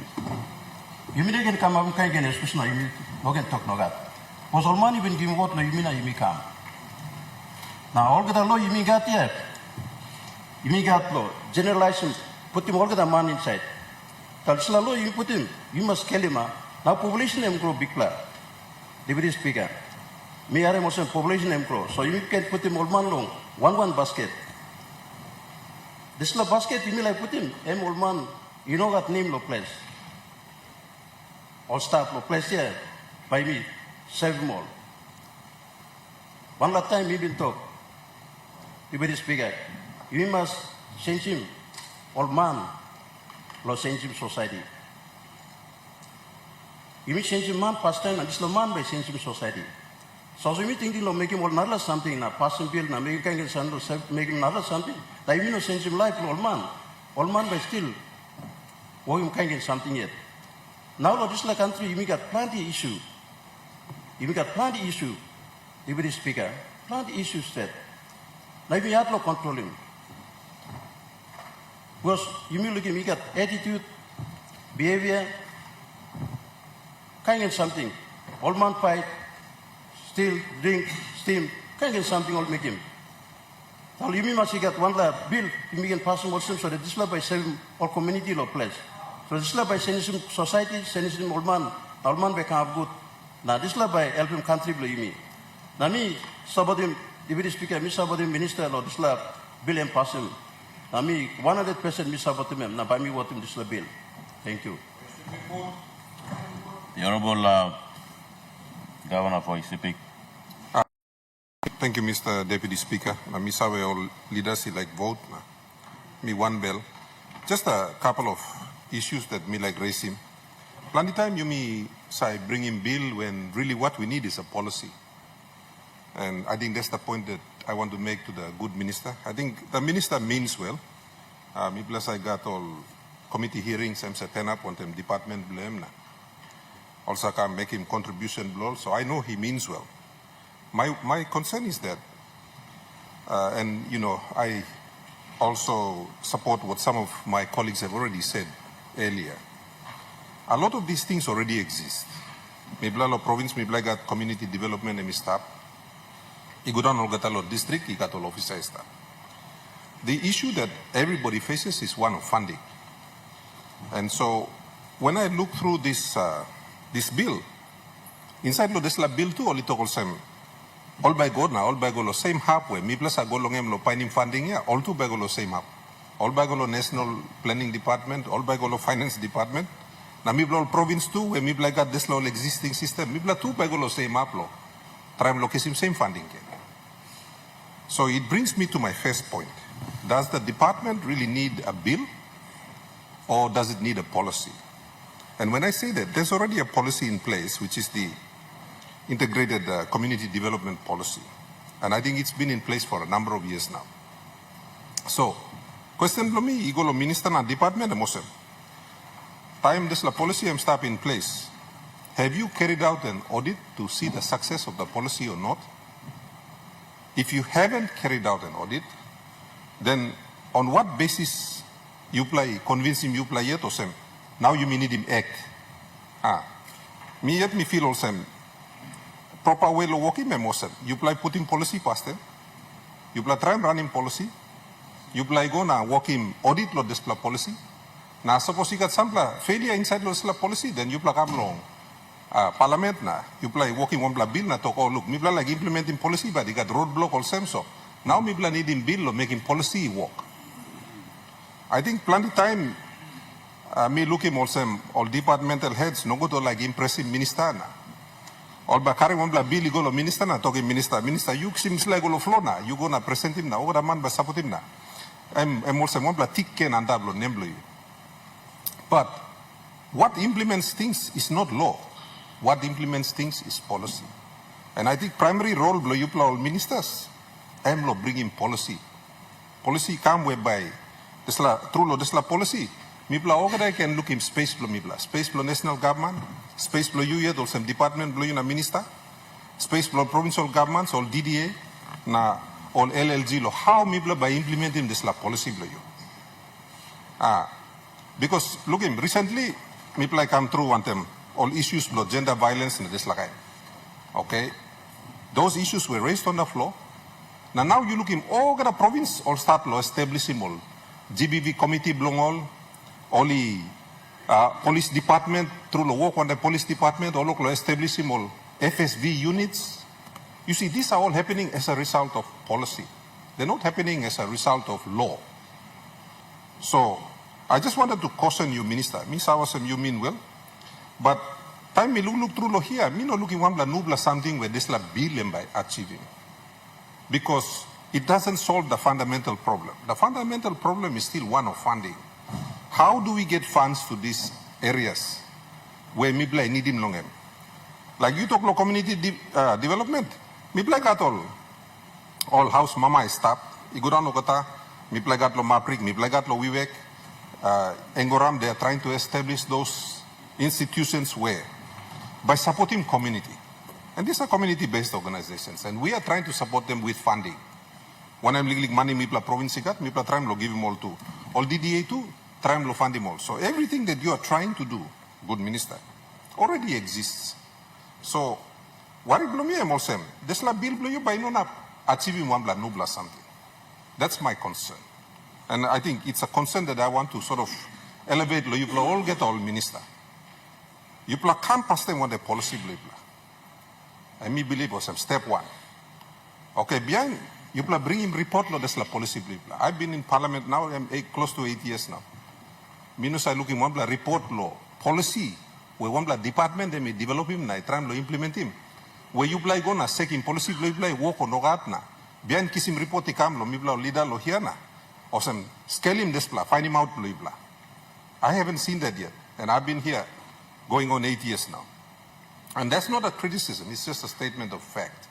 So, Mila encouraging you, Minister. Part lo work blah. Lo developing this law policy. Number two, part blah. And this comes back to what the Honorable Soroi Aoe was talking about the other day now. Mino been contribute because I wanted to hear the contributions from other members. You know, for example, PHA come inside. Time PHA come inside, ECP, health, blah. The country ranked us 21 out of 22 provinces. As a result of the implementation of the PHA, we are now ranked 11 out of 22 provinces. So, by implementing the PHA, the Department of Health themselves has now ranked, lo ranking blongole olisoy mosem, ECP improved 10 places with the implementation of the PHA. We had almost 200 or 308 posts only pass. Mible no got workman lo this law 8 post. PHA come inside with their work with Department of Personal Management. Only Kirap, only recruit him close to 140 plus community health workers just this year. So that this law 8 post pass here, we can put people in there. Now again, the report by the good minister does not take into account those things as a performance towards improvement or otherwise. They just look at a section 119 report, and based on that report, they make an assessment. Nobody came down to ECP. I have been the governor now for going on 8 years. There has not been one single audit by any department in ECP. I remember when the Honorable Rainbow Paita was Minister for Finance, I invited him. There was some funding put aside to come and do a financial audit of ECP provincial government. It never took place. And that's not a criticism, I'm just stating a fact. And I still say to all of the ministers, one of the ways that you can achieve your outcomes is by one, having a policy, and two, come down to the provinces and do audits. This is the thing that's missing. Everyone complains about spending money, but nobody does any audits. And my question is, whose job is that? In terms of community development, good minister, should your department not come down to ECP, take a look at what is happening, and then come back and make an assessment. Now, this is the same yardstick you current come lo isibiga. Karimigulo Morobe, Karimigulo East New Britain, Karimigulo Chimbu, and then based on that, you come back and give him feedback lo mibla inside lo this house. We need an independent verification of whether these policies are working or not. And I submit to you humbly, good Prime Minister, you don't need an act to support the work you're doing. We are all supporting the work you are doing because it is important work. But I urge you, Karim Disla go back past them now. Sit down, talk to a good one time, Secretary Blue. Do you really need these things? It says here that you want to develop a system. Now, if I look at Section 4, you don't describe how that system should look like. There's no diagrams or anything to tell any of us how that system will work. That system only comprises all of the existing players all having a big meeting. That's not a system. That's just more bureaucracy. So we don't need more bureaucracy, good Minister. We need to know if the current integrated community development plan, policy, delivering these outcomes where you like him or not. And then after that, give us a plan B if it's not working. And again, I'm not saying this to you as a criticism, I want to help you. Because suppose you make something hard now, you've got a law that suddenly enforcing over the players, and it's a faulty law. It adds an additional burden of bureaucracy on top of one work where we are already struggling to do. You know, this year, ECP provincial government, we decided to, because we play strengthening all LLGs, working all same kind of work where you like him long. We play strong him go pinis, we play put him sample money can because all ward only complain na talk. Money go lo LLG, no come up lo ward. So this year we want to send 4,000 kina down to all our wards so that they can do the kinds of work that you are talking about. What's our problem? Money where come suppose lo start inside the national budget, come. So we haven't funded the LLGs and we haven't funded the wards because what was promised in the annual budget, the annual Papua New Guinean budget, did not arrive. So I'm bringing you lo second come back lo same problem where you like deal one them inside lo this la bill, the issue of funding. One and no funding by you kisim lo operating this la bill blah. Is there new funding coming from somewhere? If not, then I submit to you humbly, you by still got same old problem where you like solving one this la bill. So my advice to you is that I cannot support this bill because me feel all same. You've been misled by your department. I'm feeling gloomy. When I think about the contributions by my own community development people, particularly my deputy administrator, Mr. Kami, na work na team lems are making. Mr. Wilson, plenty work. People like him, they're doing it. But they're doing it under difficult circumstances because funding me plus a scaling na try and give him all. Plenty time heavy him also got him lo desla. If you were to go in and submit to the national budget that you need extra money to do your work inside the provinces, na you brook him this little money, na you sally me go down. I am sure we could make sure the funds go to the right places to achieve the outcomes that you are looking for. That's my submission to you. So, in fairness to you, and in good conscience, me no naplo supporting this la bill, because me at meeting osem, you need lo come back na talk sawe lo mipla long. Effectiveness lo this policy where we stop in place for a while, and then tell us why that policy has failed or succeeded, because you haven't done that, and it's not your fault. That should be coming from your secretary. So with that, Mr. Deputy Speaker, support Blomilo Minister and Mr. Tapiat, but for this bill, in this particular case, and by no God. Thank you very much. The Honourable Prime Minister. All right, thank you, Mr. Speaker. Me like Sanap lo make him some la talk long clearing some misconception that we may all have in this intended bill that the Minister is now proposing to us.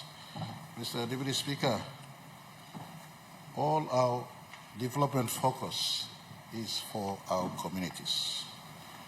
You look section 4 of this proposed bill, let me define in all community. I'm including all line got disabilities, all Mary, all Piccaninny, all church. This department embraces all the organizations that deal with people out there. Most times, and I've been in Parliament now going towards my 20th year. Many of us look down on this department that is right there in the face of our people dealing with the community. Many of the people that come under this department are in the margins of our mainstream line of thinking. For the first time now, you have a department trying to pull together the high and mighty in Waigani, who are supposed to save the people who are out there in our society. 80% of our country, if not 90%, is still rural based in our country. That is why the organic law and provincial and local level government gives an elevated level of power to our provincial government systems and the governors to address many of our development objectives. This bill does not take that power away. I want to point to all of you. Section 26, for instance. Section 26 of this Act, let me read him. Section 26, subsection 1. Let me talk. The department shall, in mandatory terms, the department shall consult the relevant provincial government and local level government and the district development authority to ensure that the development of the district development centers is in compliance with this Act and other relevant laws. This is a subservient law to the organic law on provincial and local level government law. In the hierarchy of laws, this law fits into the organic law of provincial and local level government. Does not usurp the role of provincial governors, does not usurp the role of DDAs, rather complementary to work to make sure all of us are focused in the right space. I want to point to all of you a little provision. Section 24 of this law talks about total alignment, for instance, of all development partner investment in our country. Sometimes under the auspices of development aid, many development pathways that may not be friendly to the culture of our country may come in straight into districts, into province, into other parts. This department is a centerpiece department that holds together all focus of our community. You look at Section 24, it talks about any development aid partners, you must submit consistent with the national plan, provincial plan, district plan. Making work yet. Example, when this country don't like homosexuality, you don't bring programs on homosexuality into this. Comes through a gated. What is the role of this department? That is this department centerpiece to embrace all functions of development in our community. National government has a role as arbitrator, as middleman. Sometimes when you talk about development, the contest that takes place between governors and open members comes into play. Who do you expect to arbitrate and facilitate or ensure all work is taking place? You will call upon national government to come into play. I want to give assurance to all of you. You look, for instance, in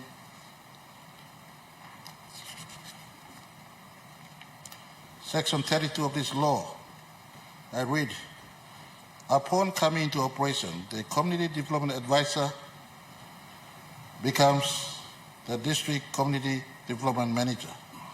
The community development officer employed by the provincial administration is not going to create new positions. Whoever is already employed in every provincial structure you have a community development officer in the province and in the district. Under our instruction, this instruction has been on the table since 2019. Waigani will not create new employment structures and go down, work with the province, and this law embraces this policy focus. Whoever is the officer in the province or in the district, and I don't know when was the last time each of us have sat with these officers called community development officers in our districts and set with community development officers in our province. This law now empowers them to link into the mainstream provincial planning system, and you, working with them. Honourable Member for Aba, what's your point of order? Mr. Speaker, I think our Honourable Prime Minister is misleading the Parliament on this bill. He has to read Section 19, 21, 22, 23, because the appointment of so-called district manager is done by the department. And they place that officer in the provincial center. And that provincial center manager will manage all the district. That's where the problems are we've been arguing. It's not the way that the Prime Minister is advising the Parliament during his debate. Thank you. Honourable Prime Minister. All right, I do appreciate that we have Sepuka, member for Aba on the other side, who's always conscious of what needs to be done. And I want to also point to you the provisions of law in Section 32. Does not take away or diminish the role of the provincial government in as far as coordinating the work, core work of community. But this act, in all, intends to pull together everyone. At the moment now, you have people disjointed. This act doesn't take the role away of education advisors, doesn't take away the role of health workers. At the central level, it is not to reinvent the wheel or do. At the central level, many central agency departments do not value the work of your district health worker, your district education advisor, your district women officers, etc., etc. We are trying to give value to important characteristics of a nation. We are still a community-based country. We are still a rural-based country. Our people live in the enclaves of their tribes, their community, their districts, their provinces. I want to give assurance to all of us. And if there, as we go about implementing this law, and if there's teething issue, this one is not wagging trying to set up new structures in the face of our province and districts. Rather, coordinating, pulling all together. We give value to Look Out in Picking Act, for instance. We give value to Disability Act, for instance. We give value to the National Council of Women. We have the National Council of Women Act 2013. When was the last time each and every one of us give value to this? 50% of our women, 50% of our country are women. They operate. But because we are all so much busy about the bigger things, fight law road, fight law provincial government will make one, district will make one, Tarangu or Lik line limi, or mama, all church, all youths, same people even like making, but we all trying our best to do this all over the place. This department, even if this act doesn't come into place and is trying to marry all of them together under one umbrella, this department exists to coordinate all these different sectors. And we have identified, you see yesterday we dealt with Minister for Provincial and Local Level Government passing in, not yesterday, the other day, a report that there is apparent lack of compliance out there in our provinces, in basic reporting back, and out there in our departments too, reporting back on what has happened. And as we go through all this in the big noise of doing the bigger things, we may forget the essential.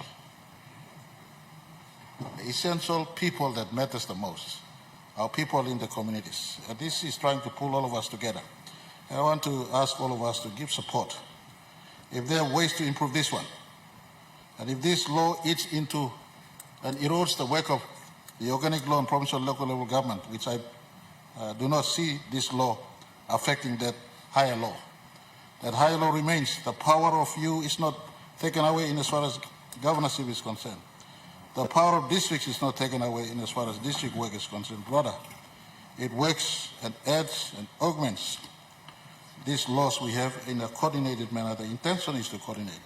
And you talk about funding, through the normal budget process, if we do allocate money to the department concerned, they, with your allocations in the district, and Section 30 talks about the funding sources, may source funding from the national budget, or if you, the province, want to support, may source funding from you, or development partners, or other sources that are available in our country.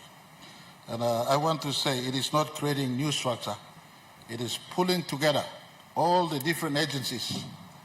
You now have the disability agencies, the women agencies, the church agencies, the civil registry agencies, all over the place. We're trying to pull them all together into one structure, give meaning to the Community Development Department as a central agency, centerpiece. It must not be seen as a little one, tucked away, like an appendix to the mainstream. This is not appendix to the mainstream. This is a key organ dealing with the community. 80%, 90% of our people. And we ask ourselves, I possibly in my district too, I don't pay special attention to the community development advisor. Yet he does his work. Who am I serving? The community people, the disabilities, the mothers, the women, etc., etc. So I want to give a fair go, us to give a fair go to this important bill for the first time. Our minister has taken serious effort into trying to pull all the different agencies around under one umbrella and one framework, making a system work, and also highlighting to the giants of Waigani, Secretary Treasury, Secretary Finance, Secretary Justice, and all the giants of Waigani, in an ex-officio capacity. If they're not available, the deputy or the designate, the proxy is available to try to address your district issues in as far as youth is concerned, women is concerned, child is concerned, community is concerned, your provincial issue. This one is to assist your provincial governments and districts amplify your community issue at a centralized level so that you get assisted better. And also all development partners who want to come in. I propose this bill for us to support. If there are any ways to improve, we have 1 year before 2027 elections. Suggest those ways where we can improve. Many times we all just come on the floor. This bill was given to us, and I could understand. Only Tuesday it was put on notice and circulated, so some of you may not have read it properly. But take it home with you if this parliament does pass it. Take it home. In the heart of this is really the 80–90% of our community who've been left behind. We just have to bring them all into a centralized approach and hopefully approach them centralized, not for Waigani to do it. Waigani just coordinate, but for your districts and provinces to know important people are in our midst. I put question to this process, Mr. Deputy Speaker, and allow you to move it to the next stage. Question put. The question is that the question be put. Those in favor say aye. Those against say no. Ayes have it. Clerk. Sorry. The question is that the bill now be read the second time. Those in favor say aye. And those against say no. Ayes have it. Clerk. Second reading, a bill for an act. A, to establish the National Community Development System, and B, to implement and coordinate the functions of the department responsible for community development and religious matters at the sub-national levels in a centralized manner. Honorable members, I have to announce that I have received a message from His Excellency the Governor General dated 28 May 2025 recommending the expenditure of public money of Papua New Guinea in accordance with Section 210 of the Constitution insofar as the bill relates to and provides for such expenditure. Minister for Community Development, Religion and Youth. Mr. Speaker, I ask leave of the Parliament to move the third reading forthwith. Is leave granted? Minister for Community Development. Mr. Speaker, I move the bill be now read a third time. The question is that the question be put. Those in favor say aye. Those against say no. Ayes have it. The question is that the bill now be read a third time. In accordance with constitutional requirement, the bill must be passed by an absolute majority of 60 members. Clerk, please ring the bell.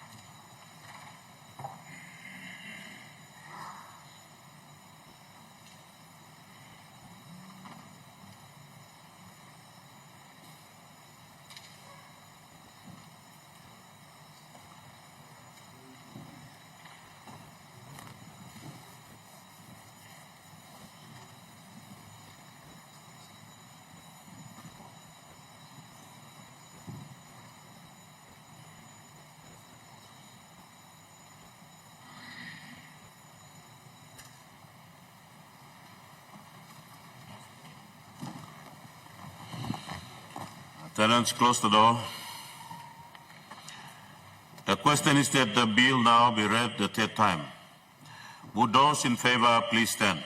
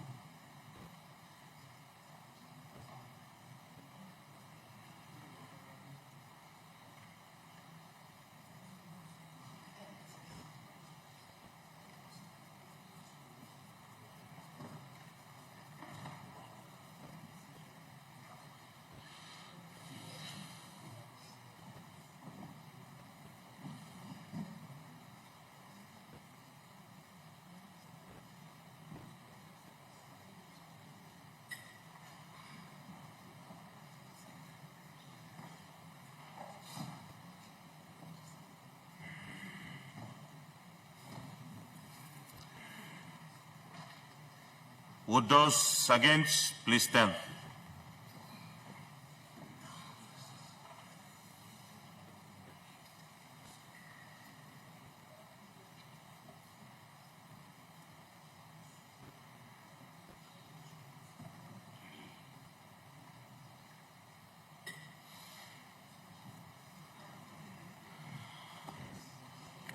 Honorable member for Kandep, we still have the counting in progress, so you may not step out of your seat.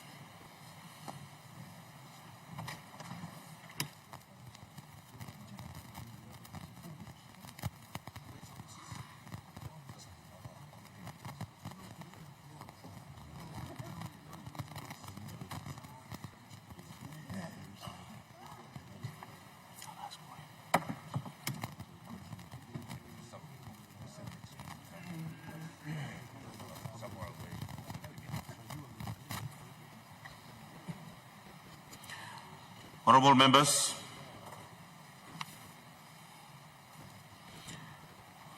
those who vote in favor of the bill 49 and noes 7. Leader of Government Business. Acting Speaker, I move that... Deputy Speaker, pardon me. I move that the vote be rescinded and be made in order of another day. Honorable Opposition Leader, what's your point of order? Acting Speaker, this is an honourable House. All members of Parliament just took a vote, and the vote has to be honoured. The vote just failed. You can't just, for your convenience, just rescind it. Thank you, Acting Speaker. Honorable Deputy Opposition Leader, it's a motion, and you can take a vote on that. The motion, the Leader of Government Business have brought to the House to rescind the decision, and that is a motion. So, Leader of Government Business. The question is that those who agree, the question is that the motion be agreed to. Those in favor say aye. Aye. And those against say no. No. Ayes have it.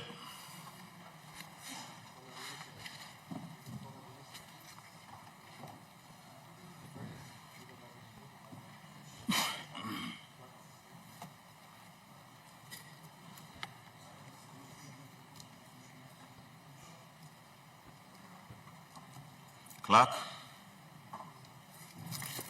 Notice number 141, Minister for Rural and Economic Development.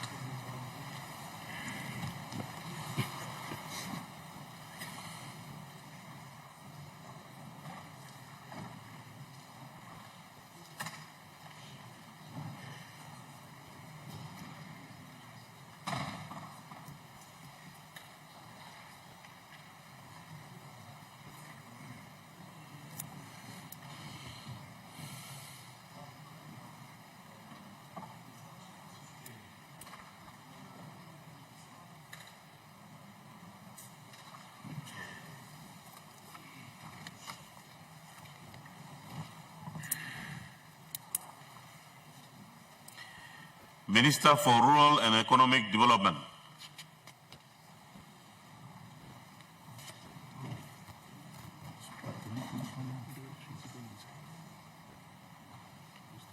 Mr. Speaker, I present the Habas Amendment Bill 2025. Clerk.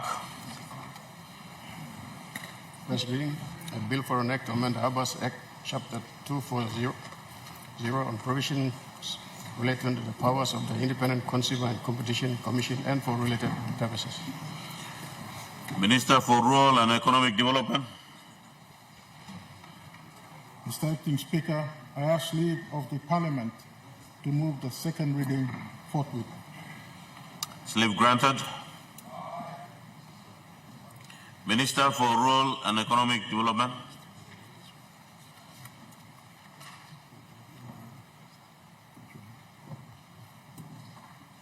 Mr. Speaker, I move that the bill be now read a second time. Make your speech. Mr. Acting Speaker, members of this Honourable House, and the people of Papua New Guinea, I present to this Honourable House the proposed amendment to the Habas Act, Chapter 240, to include undeclared ports in the definition of essential port services.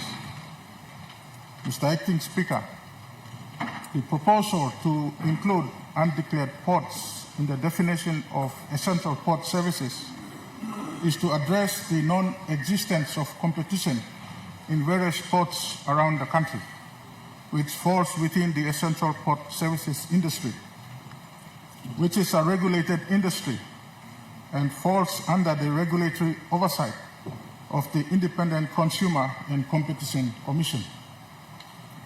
Mr. Acting Speaker, since the definition of essential port services does not include undeclared ports, This has created a loophole that has enabled private port operators to operate in a regulated industry where competition is almost non-existent. Mr. Acting Speaker,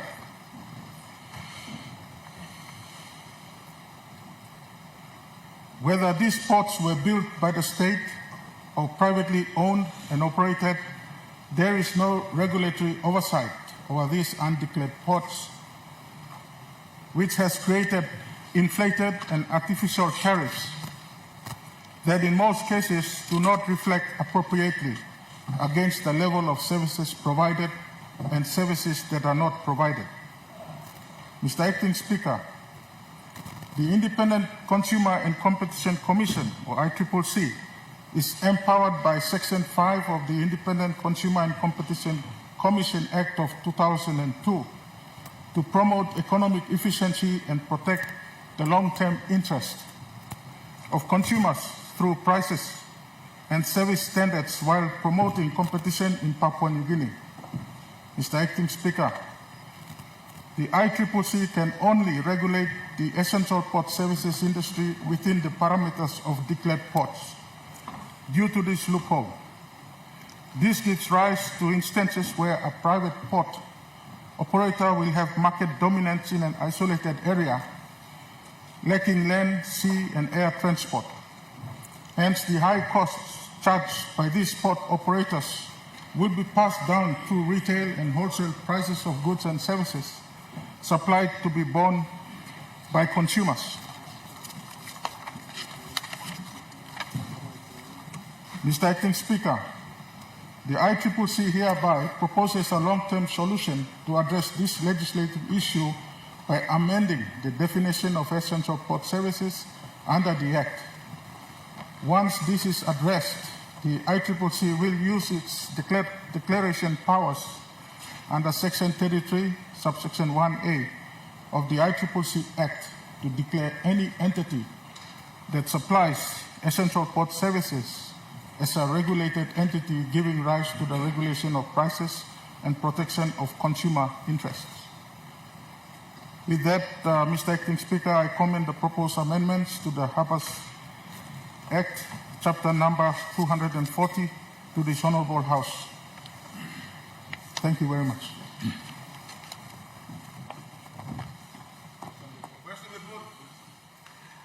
The question is that the question be put. Those in favour say aye. Those against say no. Ayes have it. The question is that the bill now be read the second time. Those in favour say aye. And those against say no. Ayes have it. Clerk. Second reading, a bill for an act to amend the Harbours Act, Chapter 240, on provisions relating to the powers of the Independent Consumer and Competition Commission and for related purposes. Minister for Rural and Economic Development. Mr. Acting Speaker, I ask leave of the Parliament to move the third reading forthwith. Is leave granted? Minister for Rural and Economic Development. Mr. Speaker, I move that the bill be now read a third time. The Honourable Member for Abao. Thank you, Acting Speaker. I want to fully support this amendment, which is well overdue. And I hope that in the definitions, ports like Kupiano and others will be also included, because many times some ships go and come, but no regulation covers them. And so I stand to support the Minister on this bill. And secondly and finally, thank you, Minister, for including the explanatory notes, which was missing from the previous one. Because explanatory notes makes it very clear, so we don't have to argue. Thank you very much. The Honourable Prime Minister. Mr. Deputy Speaker, me go quick time through the solve, but will commend the Minister. Plenty thing was you may just put him law pass him time, but he got plenty of key organs long. The government is stopped silent without tidying work. Today is an example of go inside Now, some loi outstanding lumla time needs to be done. We start clearing up in the face of our country's 50th. Milak Sanap law support him na make him talk. All private port operators law country. Country, you come inside, you must announce him, SIP come inside, now SIP you go outside. Whether you come Karem DY or get some coffee or you come to private port is law too, when look law. Some law port operate close to law PNG port sanction port operations. In along stopping work long all, but operate in a manner in which you may clear us and only work good. Planty, porty, Karem, can something where so for the last 50 years, you will not clear Karem one come inside. So this is a little law, but then we go or walk him sure that you may clear. We said through operating port, now one can port start. Port long all DY operations, port long all agricultural operations. And so I just want to take this time to indicate to all out there who operate in ports. It is not to suppress you, but just to ensure that we know what's happening out there, what are you doing. We have a government that is in place, report on what's happening out there, and for us to take stock correctly, because it is through these ports and through our airports and through our borders where many of things not produced in our country are coming into our country. We want to make sure we have regulation in that space. Thank you, Thomas. The question is that the question be put. Those in favor say aye. And those against say no. I say it. The question is that the bill now be read the third time. Those in favor say aye. And those against say no. I say it. Clerk. Third reading. A bill for an act to amend the Abbas Act, Chapter 240, on provisions relating to the powers of the Independent Consumer and Competition Commission and for related purposes. Thank you, Minister. One more. Clerk. Notice number 142, Minister for Rural and Economic Development.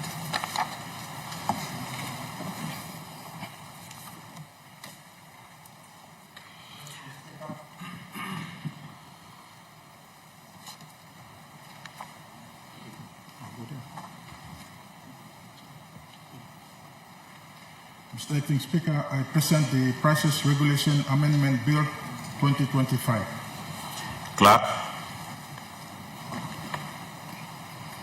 First reading, a bill for an Act A to amend the Prices Regulation Act, Chapter 320, and B to regulate prices for the sale of certain goods and supply of certain services, and C to promote competition and consumer protection and for related purposes. Minister for Rural and Economic Development. Mr. Acting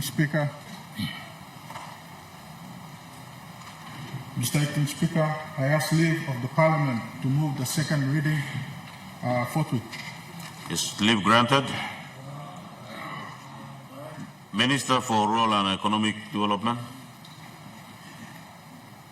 Mr. Speaker, I move that the bill be now read a second time.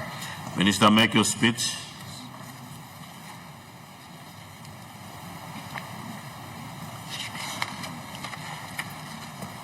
Mr. Acting Speaker and members of this Honorable House, it gives me great pleasure to introduce to you the proposed amendment to the Prices Regulation Act, Chapter 320, which aims to determine and enforce maximum price margins during a declared period or national emergency and update the general penalty provisions.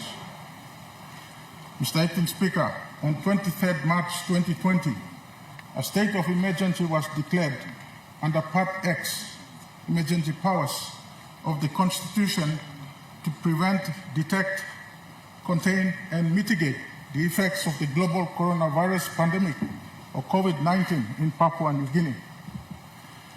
Mr. Speaker, to coordinate the national emergency response to the pandemic, the Emergency Controller, appointed under the Emergency General Provisions COVID-19 Regulations 2020, issued emergency orders under the regulations to deal with the state of emergency, including any matters arising from it. This legal framework formed the basis for the state of emergency and subsequent actions taken during this period. Mr. Acting Speaker, the National Emergency Order 19, which dealt with the price monitoring and regulation during a declared period or national emergency, was made under the Emergency Regulations 2020 Order 19. Order 19 was subsequently replaced by National Emergency Order number 8, which was issued under the Emergency General Provisions COVID-19 Act of 2020 in identical terms. Mr. Acting Speaker and members of this Honorable House, to implement Order number 8, the Independent Consumer and Competition Commission, the ICCC, carried out price surveillance exercises throughout the country to ensure that businesses supplying the declared goods and services were not engaged in price gouging. Concerning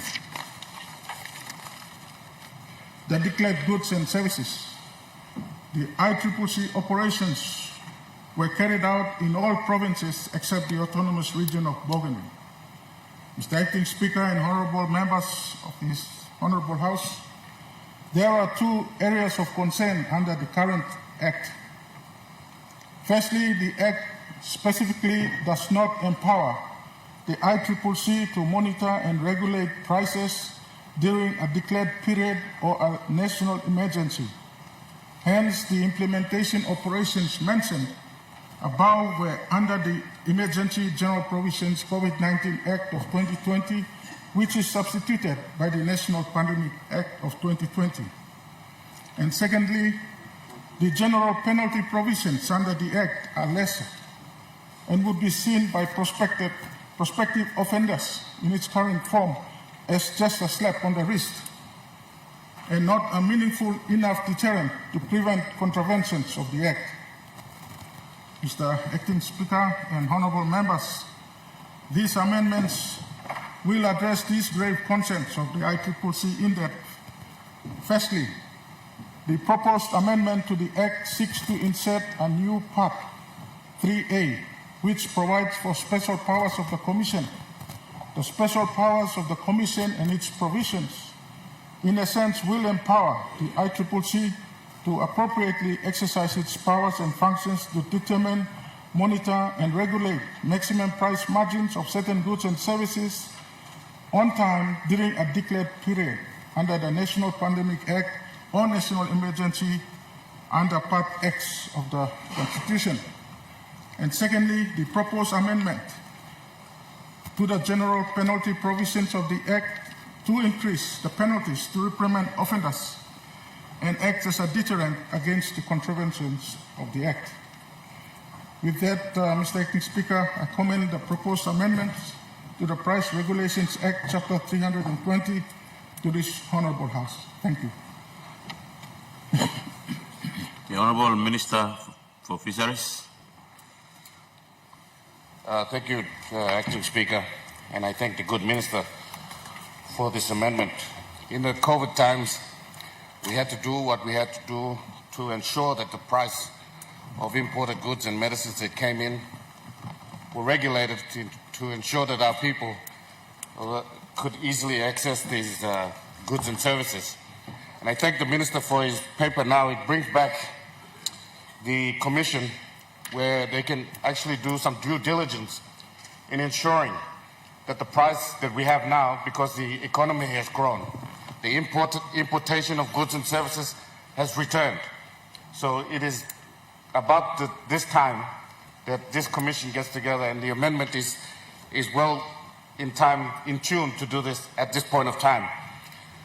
My concern with the paper, not a concern, but an agreement with the Minister, is that the punishment and for the price control and the engagement of the price control to ensure that it deters people from price gouging.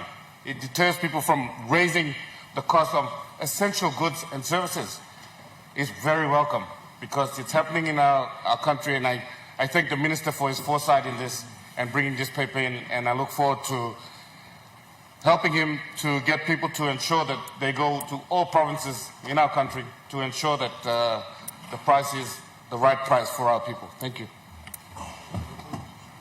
The question is that the question be put. Those in favor say aye. Aye. And those against say no.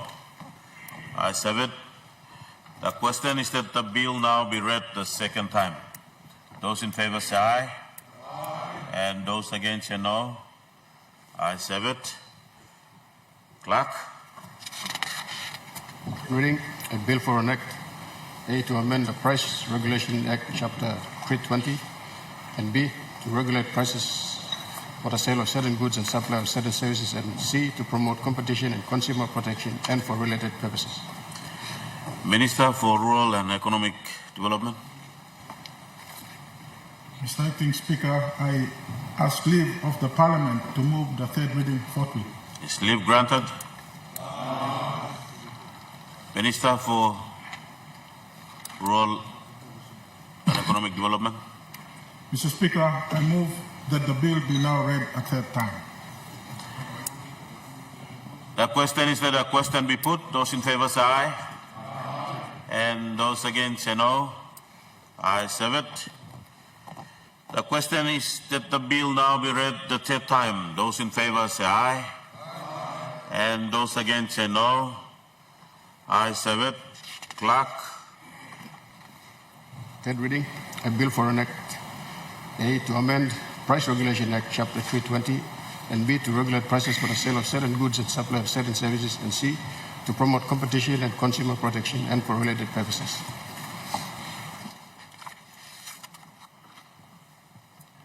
Thank you, Minister.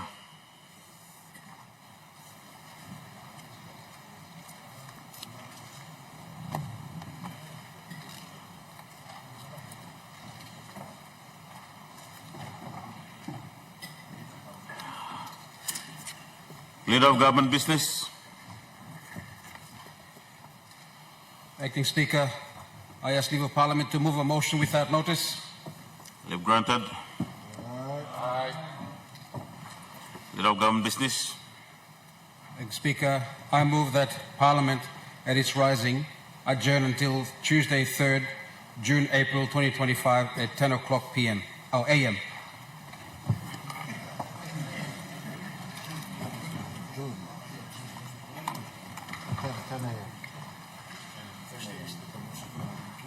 The question is that the motion be agreed to. Those in favor say aye. Aye. And those against say no. Honorable members, I now adjourn Parliament to Tuesday 3rd at 10 o'clock a.m. to 3rd of June at 10 o'clock a.m.